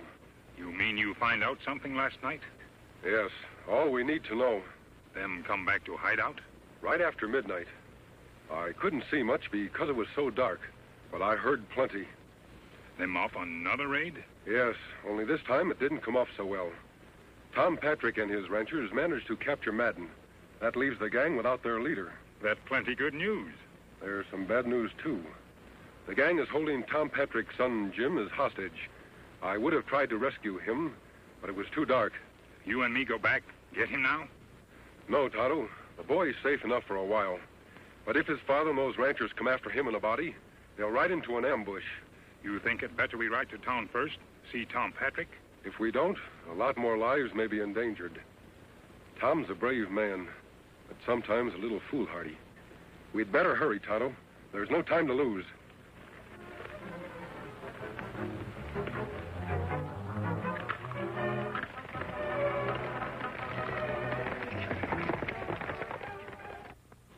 And I found this stuck in the door an hour ago. If Madden isn't free by noon Wednesday, your kid will die. Well, now we know their next move. What are you going to do, Tom? The posse's raring to go as soon as you give the word. If we only knew where their hideout was. It's like looking for a needle in a haystack. Those outlaws play for keeps. If we don't let Madden go, they'll kill Jim for sure. You'll have to find their hideout before they can kill him. You mean we're not letting Madden go? You'd risk Jim's life? Don't get me wrong, Joe. I love my kid. But there's something more than just his life at stake. Madden is the brains of his gang. If we let him loose to lead them again, hundreds of innocent people will die. Now, we've got to find his gang without releasing him. I think I can help you, friends. You don't need guns. I'm on your side. Who are you and what do you want here? The same thing you do. The Madden gang. The lawman, eh? Then why the mask? Have you ever seen one of these before? Silver bullet. But there's only one man who wears a mask and fires a silver bullet, and he's... Then you know me, Tom. I sure do, stranger. And I've heard a lot of good things about you, too. Tonto and I have been riding hard to get here. I've got news about the Madden gang. You see, we've been on their trail for quite a while. Yes? We've located the gang and your son in a hideout, about 2 days' ride from here. Your son prisoner, near Redstone Pass. Redstone Pass? I know that area. You heard that, boys? Let's get going. Wait, Tom. A large posse wouldn't have a chance of taking them by surprise there. Him right. Maybe 2-3 men, but not big group. Tom, you'd better forget your men. Let me handle this. I'm sorry, friend, but this is our fight, and it stands to reason that 10 men would have a better chance against them than just 1 or 2. Let's go, boys. What about that cattle rustling Fred Vance? Do we go after him, too? You bet we do. As soon as we take care of the Madden gang.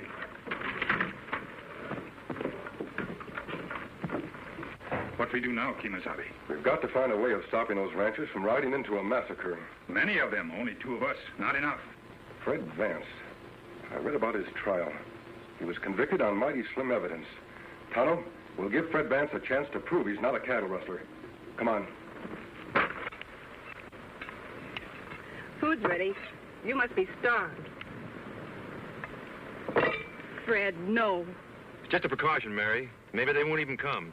But if they do... 2 of them. Well, I'm ready for them this time. Get behind the wagon.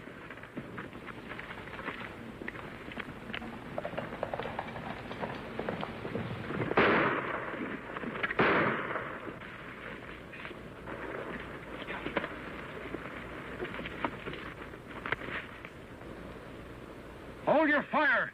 We're friends. I haven't got any friends. Honey, he's masked. And that Indian. They're not ranchers. They're part of Madden's gang. We want to talk to you. Don't come any closer, or this time I won't shoot over your heads. He means it, Tonto. We'll use the possum trick. Me savvy. We're here to help you, Vance. We're coming in whether you like it or not.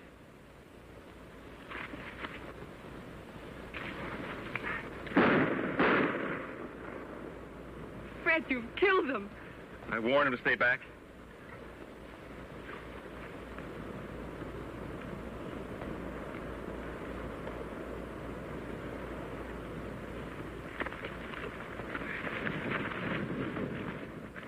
Sorry I had to do that, Fred. All right, you got me. Go ahead. What are you waiting for? Oh, Fred. I told you, we're your friends. Friends don't wear masks. Sometimes they do. Release him, Tonto. And put away your gun. I'll explain. Look here, I don't get this. I've got a plan for rescuing Tom Patrick's boy before the Madden gang can ambush the ranchers who are now heading toward their hideout. But I'll need your help. With every ranch in the country looking for my hide? Why should I help? Because I believe you're an honest man. And one way to prove it is by going after those rustlers like any honest man would. Well, what do you say? Any sign of Tom Patrick and his ranchers yet, Tonto? Not yet, Kimosabe. You know, I reckon Patrick's not going to like the surprise one bit. He'll hate me even worse than he did after our run-in the other day. He'll stop hating you soon enough, Fred, if you can deliver his son back to him. You talk as if it was going to be easy. I've seen this Madden gang in action. I wouldn't be surprised if we were all taken prisoners. They're tough hombres. We can be tough too, Fred, when we have to be. Kimosabe, me here horses. Good. Now do just as I told you.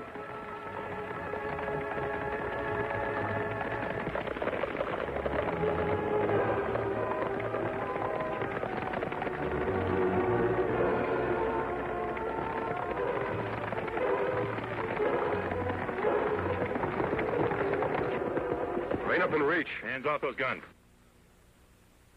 Out of the saddle, all of you. Tonto, get their guns. I thought you were on our side. I might have known you'd be in cahoots with the rustlers. He's no rustler, Tom, or he wouldn't be helping me save your son. We've been trailing you for 2 days. Now we'll take over. Got their guns, Tonto? Huh. Keep them covered till we get back. Sorry to have to do this, Tom, but I figure my way is safer than yours. What can 2 men do alone? Ride into Madden's hideout like they had an invite? Maybe. Come on, Fred. Let's go.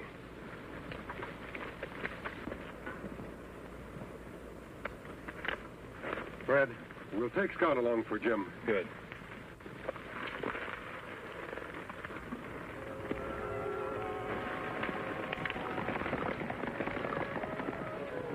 We got a long wait. Better sit down.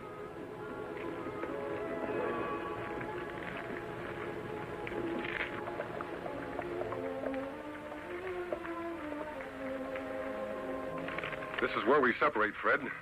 Madden's camp is over there. You understand now what you're to do. I understand, all right, but supposing something goes wrong. We'll worry about that if it happens. Your job is to free Jim Patrick.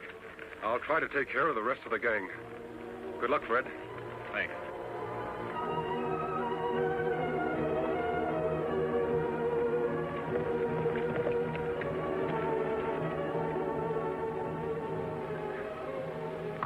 I'm going to talk to the Patrick kid.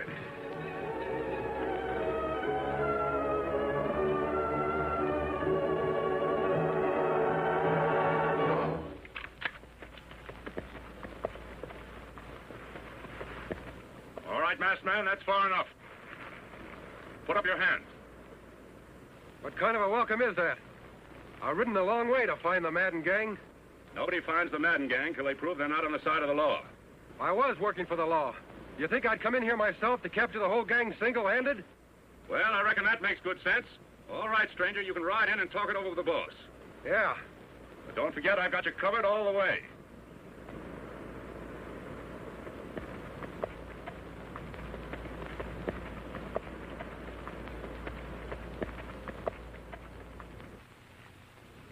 Just about noon, Patrick. Looks like your old man don't value your hide too much. Or he'd have turned Madden loose and he'd be here by now. I hope he never lets him loose. Hey, Nolan! Somebody's coming. I'll see who it is. You stay here, Sam.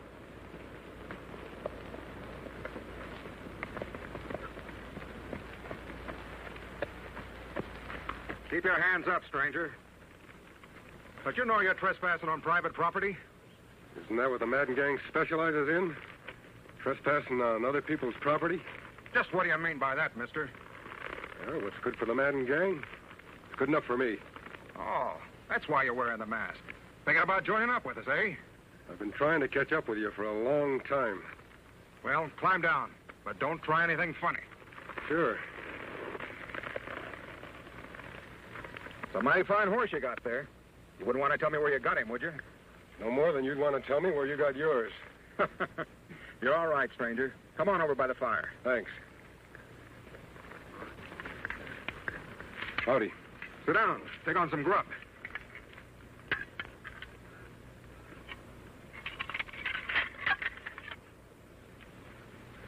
I wonder if that is Madden. Because if it ain't, you better start saying your prayers, Patrick. You just got a couple minutes left. You haven't got much time left either. Someday they'll catch up with you polecats. Polecats, huh? I'll show you who the polecat is.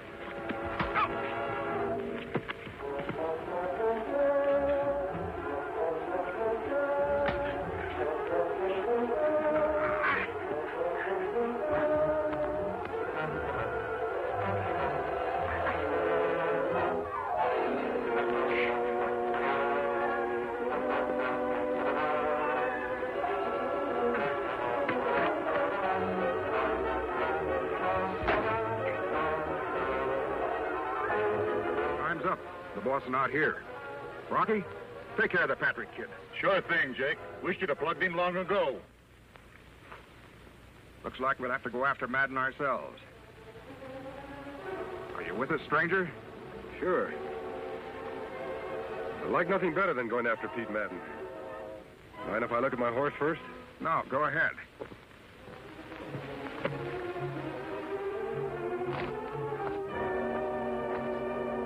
Hey, boss. Yeah?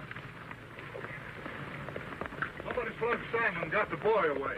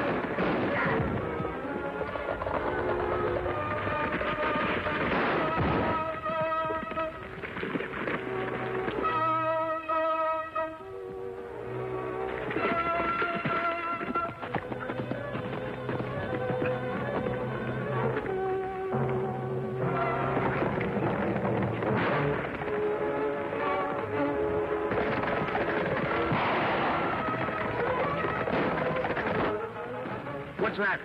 If Sam go well, that may be your son, Jim. Take gun now.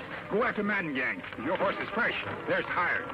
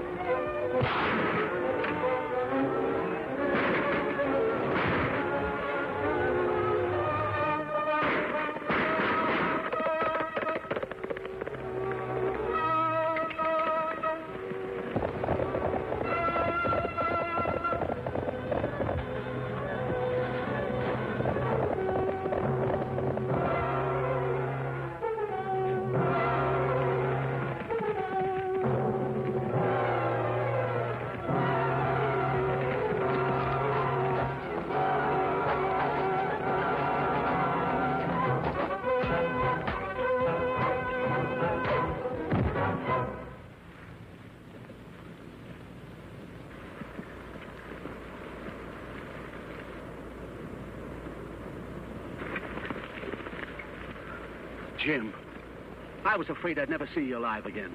You wouldn't have, Dad, if it had been for the masked man and Fred Vance.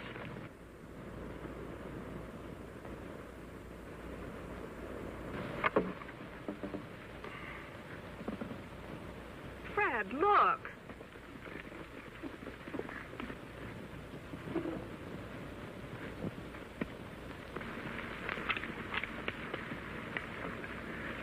You won't need that, Fred.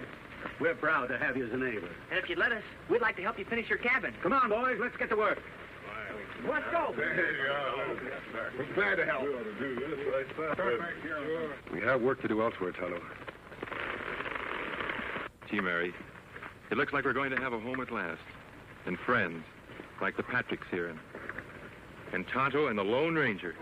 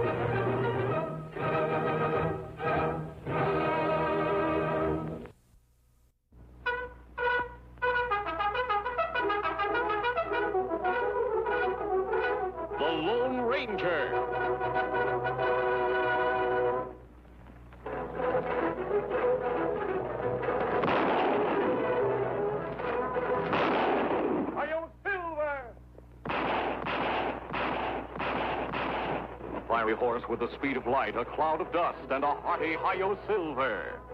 The Lone Ranger. This is a story of one of the most mysterious characters to appear in the early days of the West. He was a fabulous individual, a man whose presence brought fear to the lawless and hope to those who wanted to make this frontier land their home. He was known as the Lone Ranger.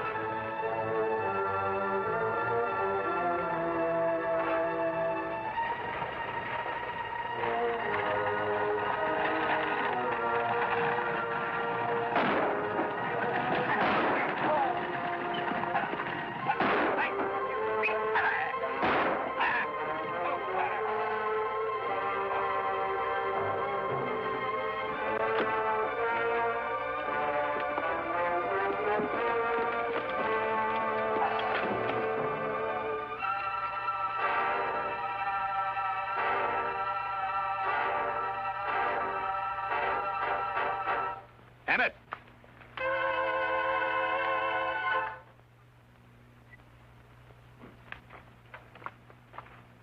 There you be.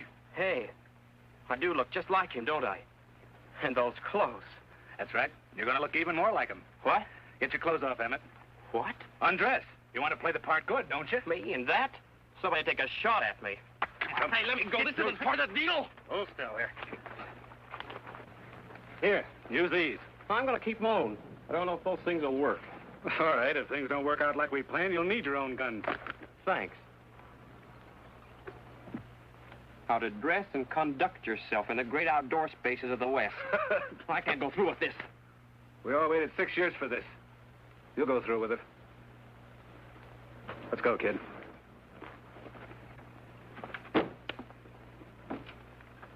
He's dead. All right, Emmett, get up here and drive this stagecoach into town. And don't drive too good. Remember, you're a tenderfoot. Tell him a good story about what happened out here. And don't forget your name. What is your name? Bob Walker. I've been to school in Boston, and my pa was Sixgun Walker. The wildest, rootinest, tootinest galoot that ever throwed hot lead. Does he sound like one of them guys that been going to them fancy Eastern schools? I don't know. But he'll have to do. We'll see you in town. And remember, you don't know us. Now get going.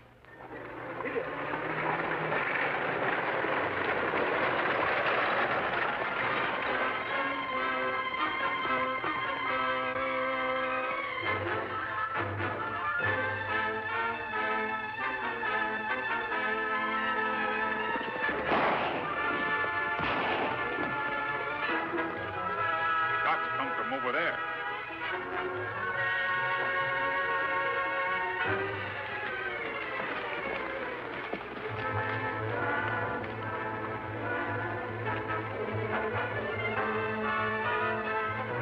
out of here.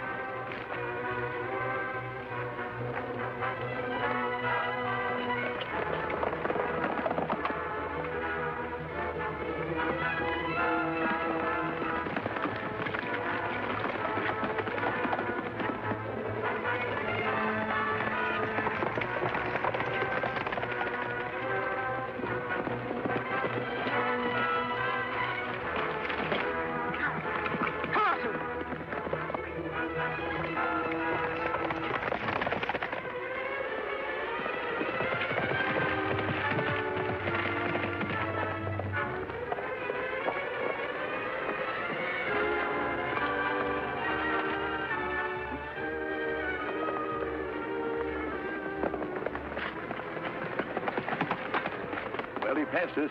I'll take care of that mask, man. Hold it. We don't want to take a chance on being recognized. Walker's done for. Let's go back to town. Yeah, why not?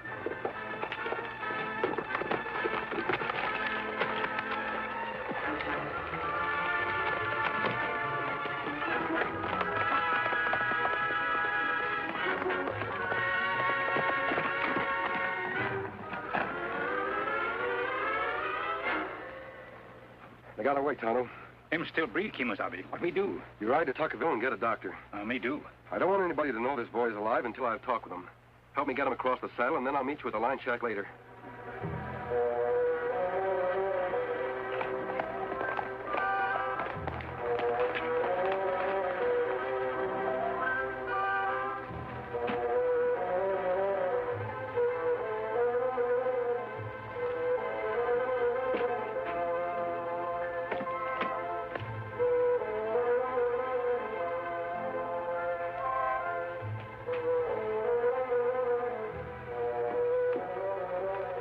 Bob Walker.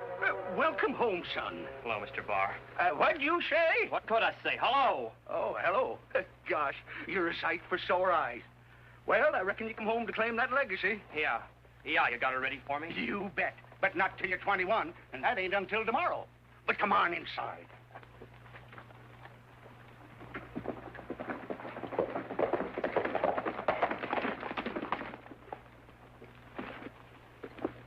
You, doctor? I'm busy.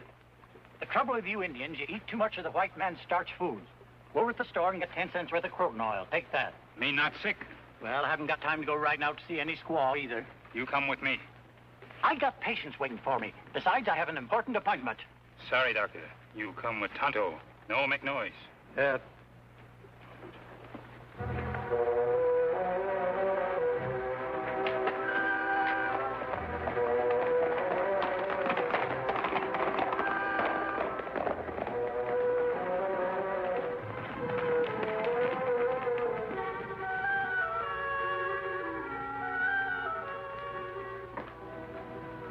You can get away with it now. But what do you think will happen when I get a chance to talk with the sheriff? A masked man. What is this? It is unusual, Doctor, but it can't be helped. You're here to help a dying boy. Please, inside.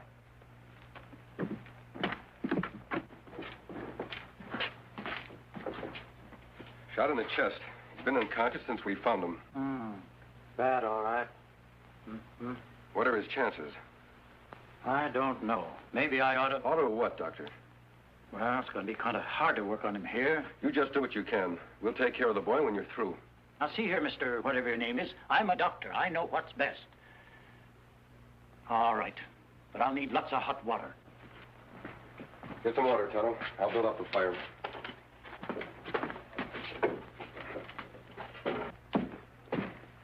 I left some bandages in there. That wound will have to be dressed every half hour. Watch him closely. We will. If I had a wagon, I'd chance taking him into town. I don't think you could stand it, Doctor. Probably not.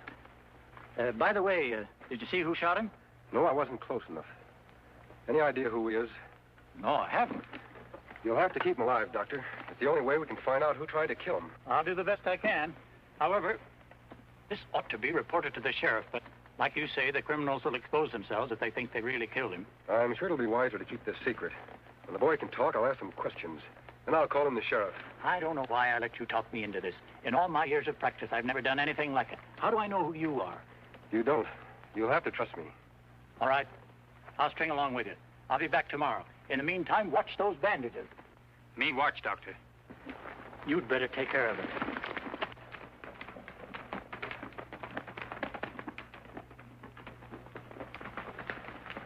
Kimasabi, me get no chance to talk to you alone. What about, Tonto? In town, me see men look just like Stick Boy. What?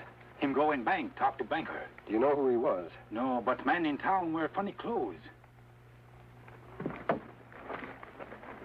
Dirty cowhand clothes. Manicured fingernails. This book. Fancy gun. Guns cost much? Brand new. I have an idea who that young fellow is. Glad you're feeling better. Who are you? Friend, Where am I? you're in a line shack about 2 hours' ride from Tuckerville. The stage. It was held up. Stage not held up. Someone tried to kill you. We find you in bottom of ditch. Bring you here. How do I know you didn't shoot me? If I had, I wouldn't be helping you now. I think you'd better tell me your name. I want to talk to the sheriff. No, I don't think that would be a good idea. But you can't leave me here to die. At least send for Doc Tucker in town. Tucker? Do you know him? Very well. He was my father's best friend. Please.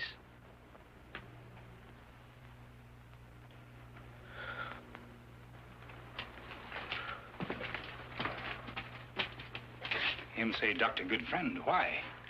I don't know, Tonto. The doctor says he's never seen him before. Him save much trouble if him tell name. I'll find out who he is.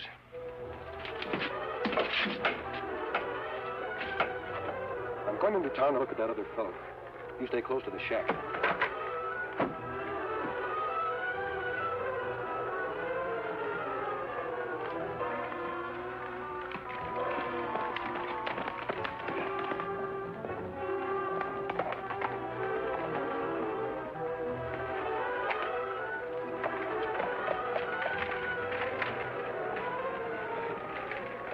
Howdy, Doc.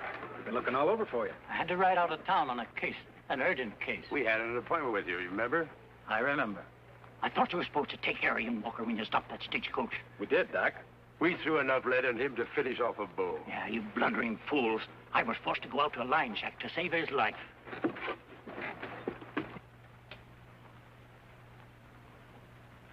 I tell you, Walker couldn't be alive, Doc.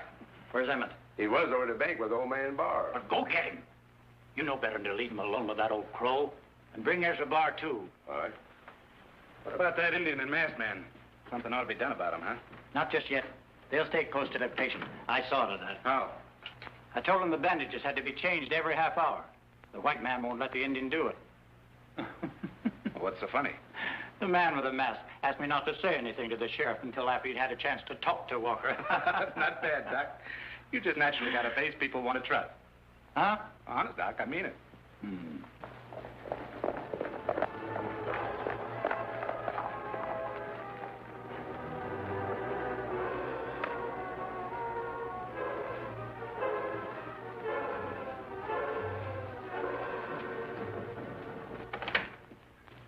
Well, there you are, Dr. Tucker. Where's Bob? Oh, he just went over to the store. I told Dan where he could find him. Howdy, Curly. Howdy. What'd you say? I said never mind. You know, I'm just dying to set eyes on old Six Guns Kid. Yeah, Six Guns Kid, all right. Spitting image of the old rascal. I never will forget the time that him and me... I know, Ezra. Is the inheritance all ready for him? Sure, I'm all ready for him. Nothing's too good for Six Guns Kid. The doc wants to know if you have the cash ready to give him. Take it easy, Curly. Is the cash ready for him? Oh, yeah. $80,000. That's what Six Gun left him. Probably want it in cash.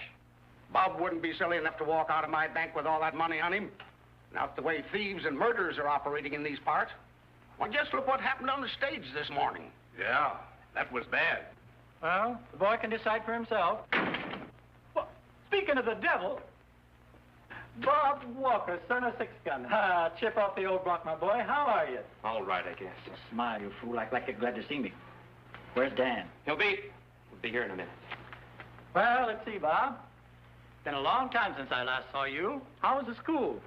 You know, I helped old Six Gun select that school for you, my boy. Those are the kind of clothes they wear in city colleges, Bob? Why, you see, Bob here doesn't know much about the West. I reckon he thought he'd kind of dress up to come home. I'm going to get out of these things as soon as I leave this room. We ought to have some kind of a celebration for your 21st birthday, Bob. What'd you like to do? Get out of here. That's a good idea. We'll have a party. Watch your step. I promised your pa on his deathbed 6 years ago that I'd look out for you, son. Don't forget, Ezra, I was attending old Six Gun when he breathed his last. I was just as close a friend as you. You'll be a rich boy tomorrow, Bob. Watch your step. I'll take good care of that money, Mr. Barr.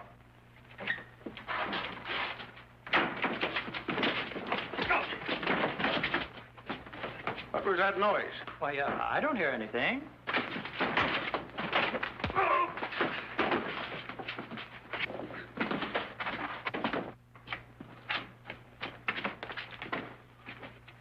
What happened? What's going on?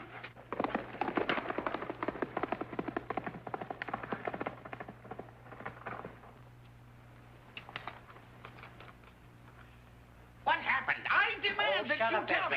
He had a dizzy spell, fell down. Oh, dizzy spell. I used to have them bad. I remember once, about 3 years ago, I had one. You give me some pink pills, Doc. That brought me out of it. Maybe you ought to give me Yes, some. yes, Ezra, I'll give him some. Look, you run on back to the bank. I'll take care of Dan. Sure, I'll take care of the bank. See you tomorrow, Bob. That was the masked man. The masked man, who is he? Take it easy, Dan. I knew something would go wrong. Shut up, Emmett. How much did he hear? I don't know how much you heard, but when I get my hands on him again. We gotta do something fast. We got to clear out of here. I'll take care of that masked man. I'll go with you. Hold it. Emmett, you'll stay right here with us. You better take Joe with you. You'll find the masked man over at the North Line Shack. Good. Get going. Honest, Doc. Don't you think we got to clear out of here? No, and I'm sorry you're the only one we could find who looks like Bob Walker.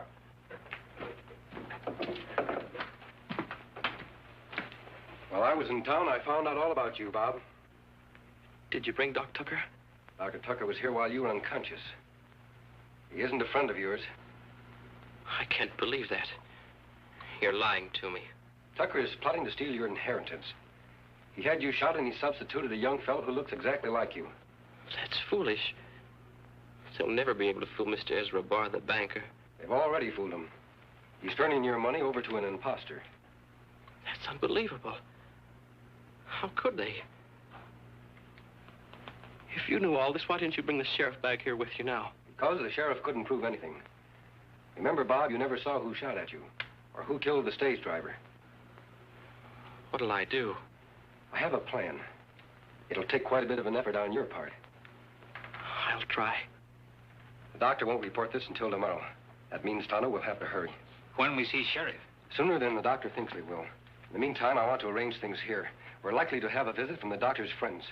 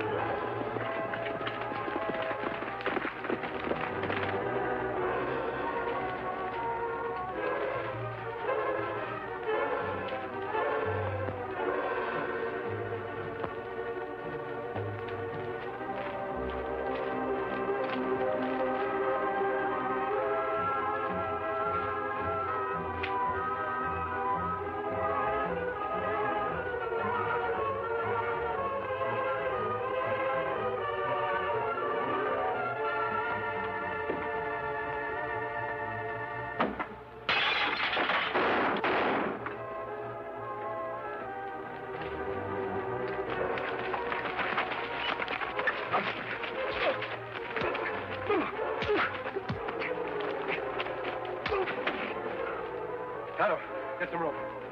On your feet. Get over there.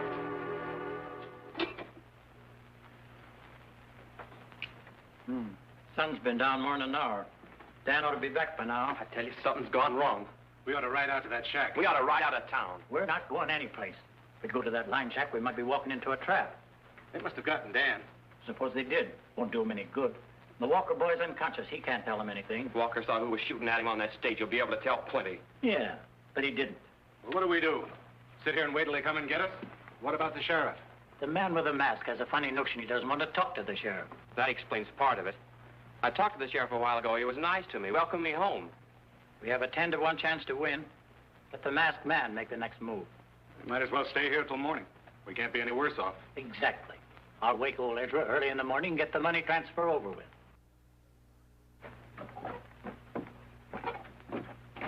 For gosh sake, Doc, what's your hurry so early in the morning? It was Bob's idea. He said he was anxious to get this over with. Probably wants to make some investments. Hello, Curly. Howdy. I'll get things ready. Where's Emmett? He left me about a half hour ago. Didn't he come over to the bank? No, you shouldn't have let him out of your sight. Ah, happy birthday, Bob. Well, sit right down here, Bob. We'll have this over in a jiffy. Although I do hate to see all this money in your possession. Stop worrying about his money, Ezra. Give it to him. Yes, sir. It's a fine day for gifts. Sign right there, Bob. And here, you count this cash. And don't you trust even your best friend. Count it and see if it's all there. I don't have to count it, Mr. Barr. Congratulations, Bob. You're a rich man. You bet I am. And you crooks aren't going to get a dime of it. What's that? Your friend Emmett White is... Hold it. You're all finished. What do you mean? It almost worked, Doctor. You and your pals killed the stagecoach driver, and you thought you'd kill the real Bob Walker. Then you substituted one of your own men to collect that legacy. What are you talking about? That's Bob Walker. For once, you're right. That is Bob Walker. Not the one you think it is. That was a blanket roll your men shot at. You've done an awful lot of spouting, but you haven't proved anything. All right, Sheriff. Your other men are in jail. You blundering idiot. Oh, the masked man grabbed me, made me change clothes with Bob. I had to do it this way, Doctor, to catch you red-handed. You see, Sheriff, Bob Walker never saw who shot at him on the stage. He didn't know who was behind all this.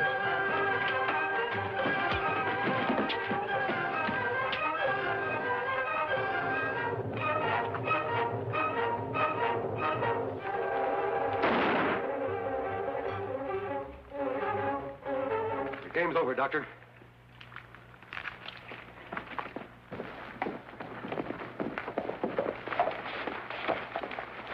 Well, Bob, take care of yourself. Don't ride any broncs until that shoulder heals up good. I won't. And besides, I'll have to learn how first. Him learn to shoot pretty gun, too. Well, that I'll do. What'd you say? So long, Mr. Barr. Oh, you bet I'll take care of his money for him. Wish that fella'd stay around these parts. So do I, Ezra. Say, you know, I never did get his name. What'd you say? What's his name? His name? Why didn't you say so? It's the Lone Ranger. The Lone Ranger.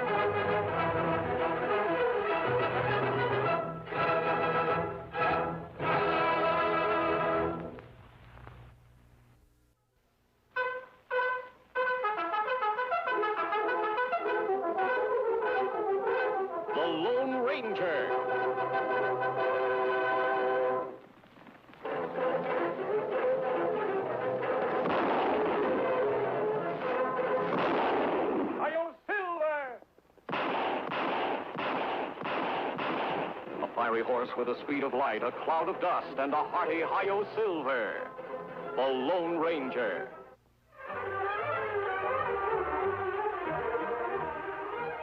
This is a story of one of the most mysterious characters to appear in the early days of the West. He was a fabulous individual, a man whose presence brought fear to the lawless and hope to those who wanted to make this frontier land their home. He was known as the Lone Ranger.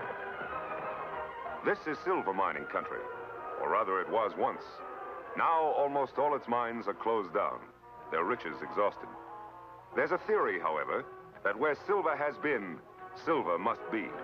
And among those who hold this theory are Dick and Bob Larrabee, brothers who have come all the way from the east to test it, and hope it will prove to be right. Though what Hard Rock Jones and Rusty Bates, his partner of 30 years standing, are hoping for, is hard to say. Or if one could say, better left unsaid.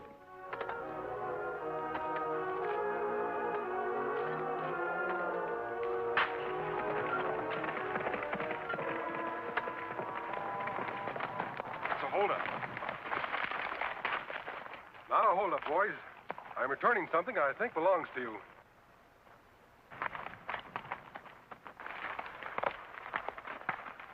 All right, Tonto, bring him out.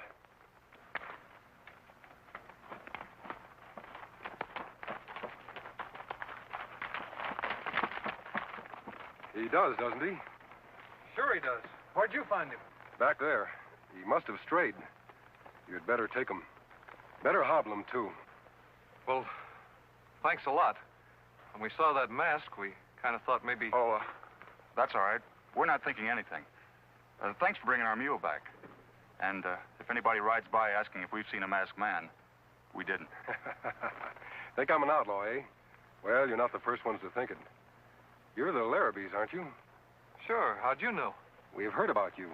Heard you were looking for silver. You picked a likely spot. I like the looks of that formation. Try a little higher. Maybe you'll find something. You know, it's stuff like that that started Ed Schifflin digging around Tombstone.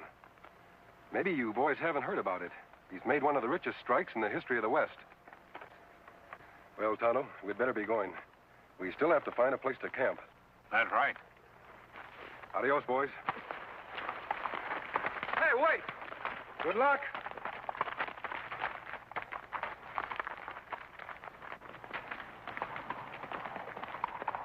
I'm going to try that.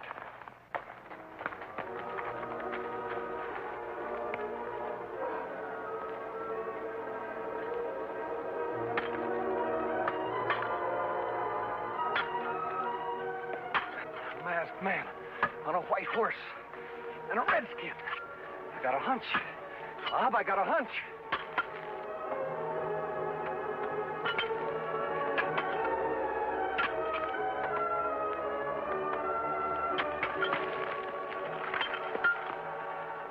It's silver. Bob, it's silver. Look. But it can't be. I mean... But it is. It is silver. Hey, we've struck it. We've struck it rich. We struck it rich.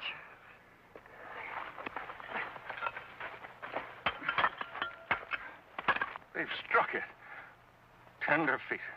Pilgrims. Hardly a week. Us 30 years. Never anything. Anything. But they've struck it. Not us as should have. But them. Them dirty little tenderfeet. It ain't fair, Hard Rock. They ain't deserving of it. I gotta say it. Just ain't fair. No. No. But maybe Rusty. Maybe what, Hard Rock? Maybe what? Maybe we can make it fair. Come on, let's get back to the cabin. I gotta figure this out.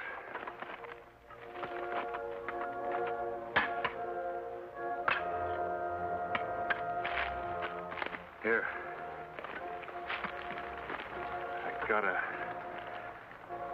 I gotta figure this out.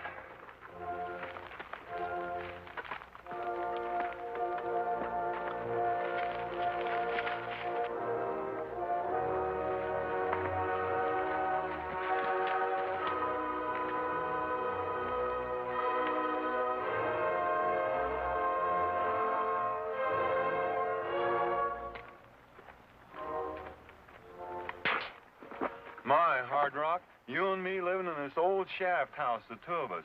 When if we'd have struck it rich, we could have added a room to it. Get in there, you old fool. I want to talk to you.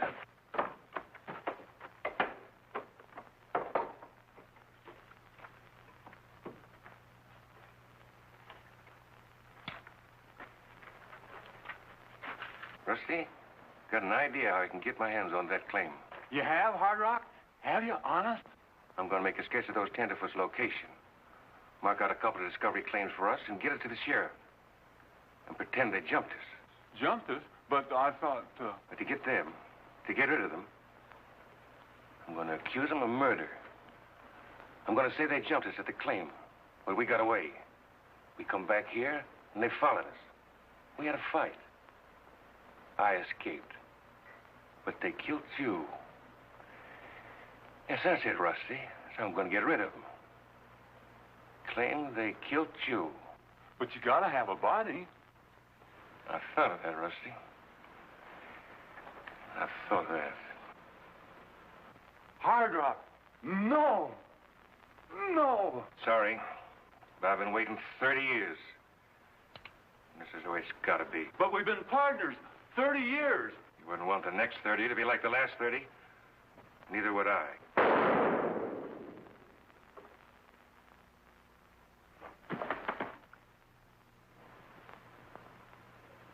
Sorry, Rusty. Yeah, I gotta get things straight to show the sheriff.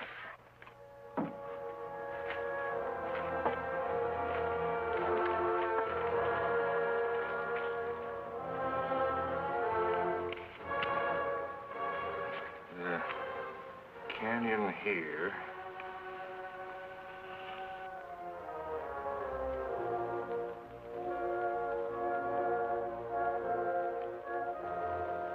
Discovery claim here. Uh-huh. Looks straight enough. Neither one of the Larrabees have been in here yet. I'll tell you what I'll do, Hard Rock. I'll nab the boys on suspicion, just so they don't take a notion to light out. Then we'll go over to your place, and if Rusty's dead, like you say he is, then we'll have a trial. And I reckon you won't have to wait as long as sundown to see a couple of killers get what's coming to them. Good enough.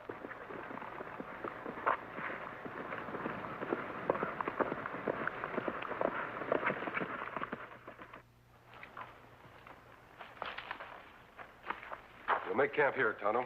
I'll make things ready while you go into town and get some supplies. Me go now. Wait a minute. Isn't that one of the Larrabees we talked to? That him? Wouldn't it be strange if they had found silver where we told them to look? Well, you'd better get on to town. If there is any news, you can tell me when you get back. Me go now.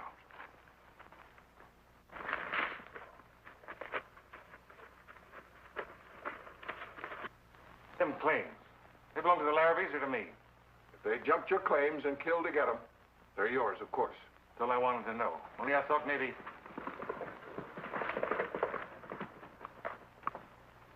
Here comes one of them now. Which one? The oldest one. He's headed this way. Now, I'll handle this. You just don't let him see you until after he's in here. Get in the corner. All right. And keep quiet.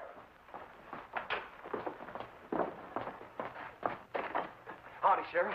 I want to record a claim. I got it marked down on this here. Me and Bob struck it rich today, Sheriff. Real rich. Yeah? Is your claim anywhere near these? This is our claim. Where'd you get this? Surprised you, didn't I? Bet you thought that shot you fired after me done for me, didn't you? Well, it didn't. And you're going to be tried for murder. Rusty's murder. Murder? That's right. I'm arresting you on suspicion. And if Rusty Bates is dead like Hard Rock tells it, then you and your brother will hang.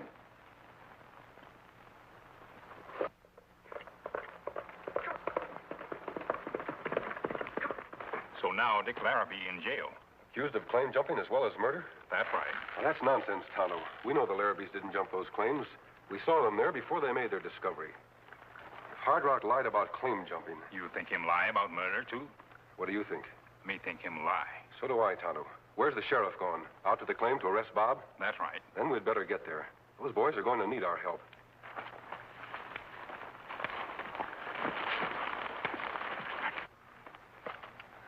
But I don't get this, Sheriff. This is our claim. We never killed anybody. I didn't, and neither did Dick. I know you didn't, Bob. Or at least I think I know. The masked man. Sheriff, I know this boy and his brother didn't jump these claims. And it's reasonable enough to believe if they're not claim jumpers, they're not murders. They wouldn't have a motive. I wonder if you know anyone who would. Look here, stranger, if you... I'll handle this, Hard Rock. All right, stranger, offer that mask. Let's see what's behind it. I'm not sure you want to see. Tonto, you still have them covered? Them covered, all right.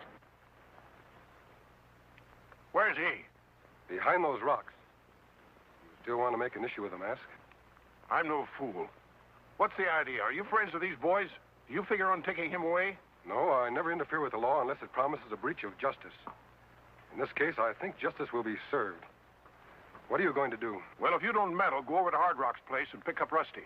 And then? If we find Rusty, put these boys on trial. When will that be? Today, mister. This is a county where killers don't last long, masked or otherwise. They'll get their trial as soon as we get back. If they're guilty, well, there's no use wasting time sending them where they're going, is there? Meaning that if they're found guilty, they'll hang today. You got any objections? No, as long as you hang the right man. We better get going. Right. Give me your hands. You're just going to let them hang us, mister? Aren't you going to help us at all? Bob, only one man will hang. And that's Rusty's killer. Come on.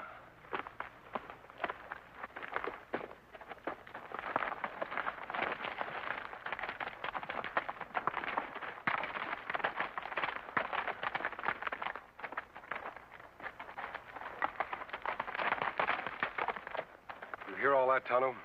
Me here. We're going to try those boys today and hang them if they find them guilty. Yes, Kimasabi. What we do? We have to work fast. Let's go. On Silver.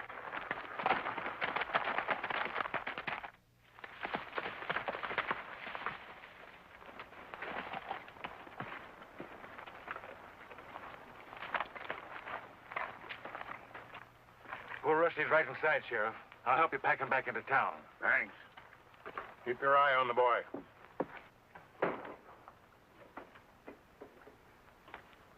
In here? Yeah. He's not in there. What the?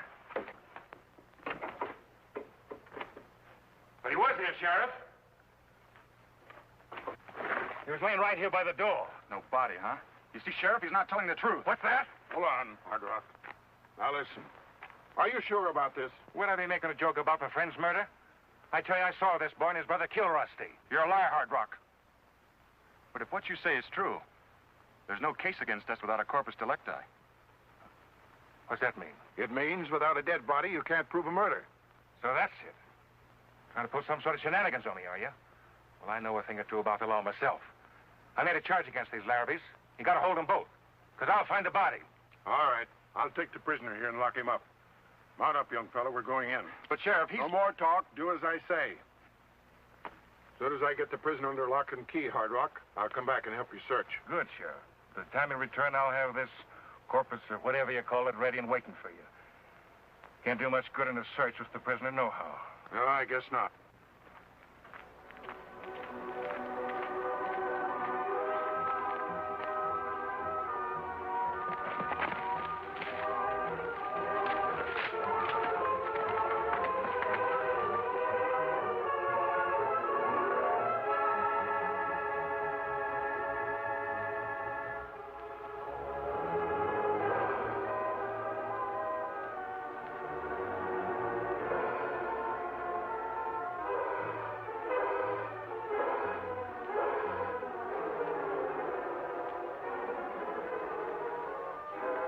Man's a killer, all right, Tonto. Come on. You mean to say you've never seen one of these before? Never even heard of one? A silver bullet? Means nothing to me. That was a real test, my friend. Anybody could have a silver bullet if they took the trouble to make one. But that draw, you just got to be the Lone Ranger. That means you'll do as I've asked you? Do you really think Hard Rock's guilty? I'm sure he is. All I ask is a chance to prove it. What did you do with Rusty's body? Dr. Blaine has it. You can have the body whenever you want it. Mm-hmm. This plan of yours, you know you're risking your life, don't you? Yes, to see justice done. If Hard Rock's guilty, I wouldn't let him stand in front of me with a loaded gun. I'm not asking you to, Sheriff. I only want you to stand behind him with a loaded gun. You know a better way to get the evidence we need? No, I'm afraid I don't. Then we'll have to use my way. The Larrabees back there? Yeah? Think they'll be safe. Has there been any lynch talk? Well, there's always lynch talk, but it doesn't always mean anything. But sometimes it does, Sheriff. Tonto, I want you to stay here. Hard Rock's place is less than 2 miles away. Any real trouble, you can warn us in a few minutes. Maybe you get into trouble. I hope not. What we have to do shouldn't take us more than an hour. It's 4:10. If we're not back by 5:10, you come after us. Me do that. Come on, Sheriff. Let's go.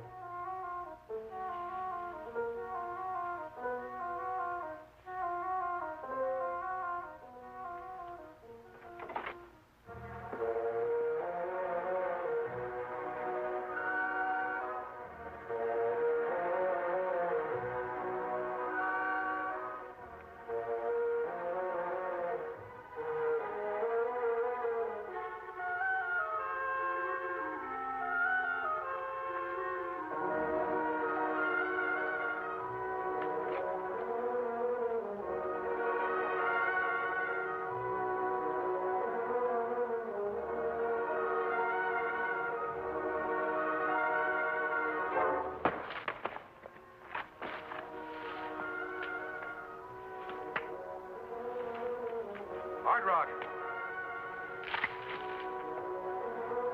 Hard Rock, are you in there? I have to talk to you. Hard Rock. Here I am, stranger.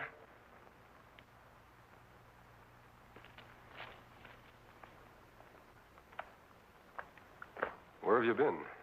What have you been doing? That ain't the question. The question is, what are you doing here? You want to see me? Yes. Inside. Sure.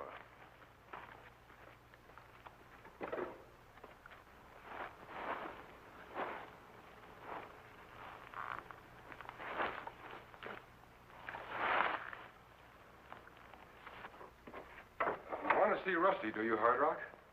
You know where he is? Tell me. And if I told you, what would you do? Finish the job you started before? Trying to get me to talk, huh? And if I did, what good would it do you? You don't have to talk. I know the truth. If you want to know where Rusty is... You'll tell me. You hear? You talk.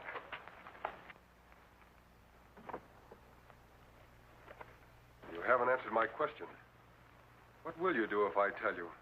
I'll kill him. This time I'll kill him. Then you admit you shot Rusty, eh? That's right. Gonna make something of it? That remains to be seen. Why did you shoot him? For the claim? In order to frame the Larrabees? You're right. I did frame him. When I finish Rusty so he can't talk, they're gonna hang. I don't think so. All right, Sheriff. I think you've heard enough. You can come in now. Maybe he's a strong, silent type that takes his time answering. What do you want me to do? Wait for him? How long will that be, Hard Rock? Years, mister. Years. So don't get any funny ideas.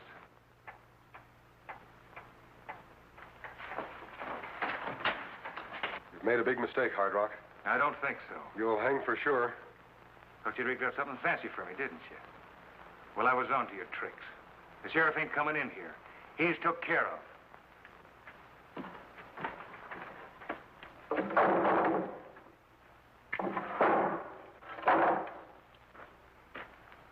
Now you're going to be took care of. That's the Lucky Sarah's mine shaft, isn't it? That's right. And it drops 300 feet straight down. Quite a drop. Expect me to make it?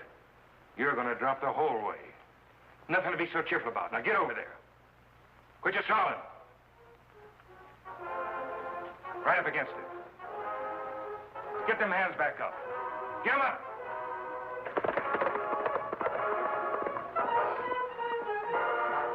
Well, Sheriff, it's about time. That's an old one, mister. Don't catch me falling for it. Expect me to turn around so you could jump me? I think you'd better turn around.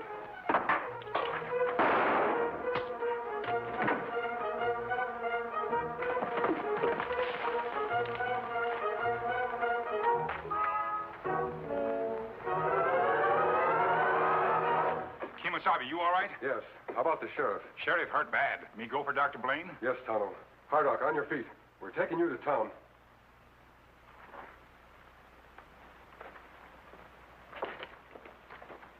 We stopped by to let you know how the sheriff was getting along. Dr. Blaine says he'll be up and around in a couple of days. Then they'll hold Hard Rock's trial. I think you can be sure he'll be convicted. We want to thank you, stranger. Did the sheriff really hear enough to convict him? Yes, Bob, he heard enough. Only he was too badly injured to move. Tonto, time to go on. Time, all right. Hey, wait. I wanted to ask him his name. Sure beats me. I wonder who he was. I'm surprised at you. I thought you knew. Huh? Who, me? No, who is he? I got it from Doc Blaine. The sheriff told him. He's the Lone Ranger. The Lone Ranger.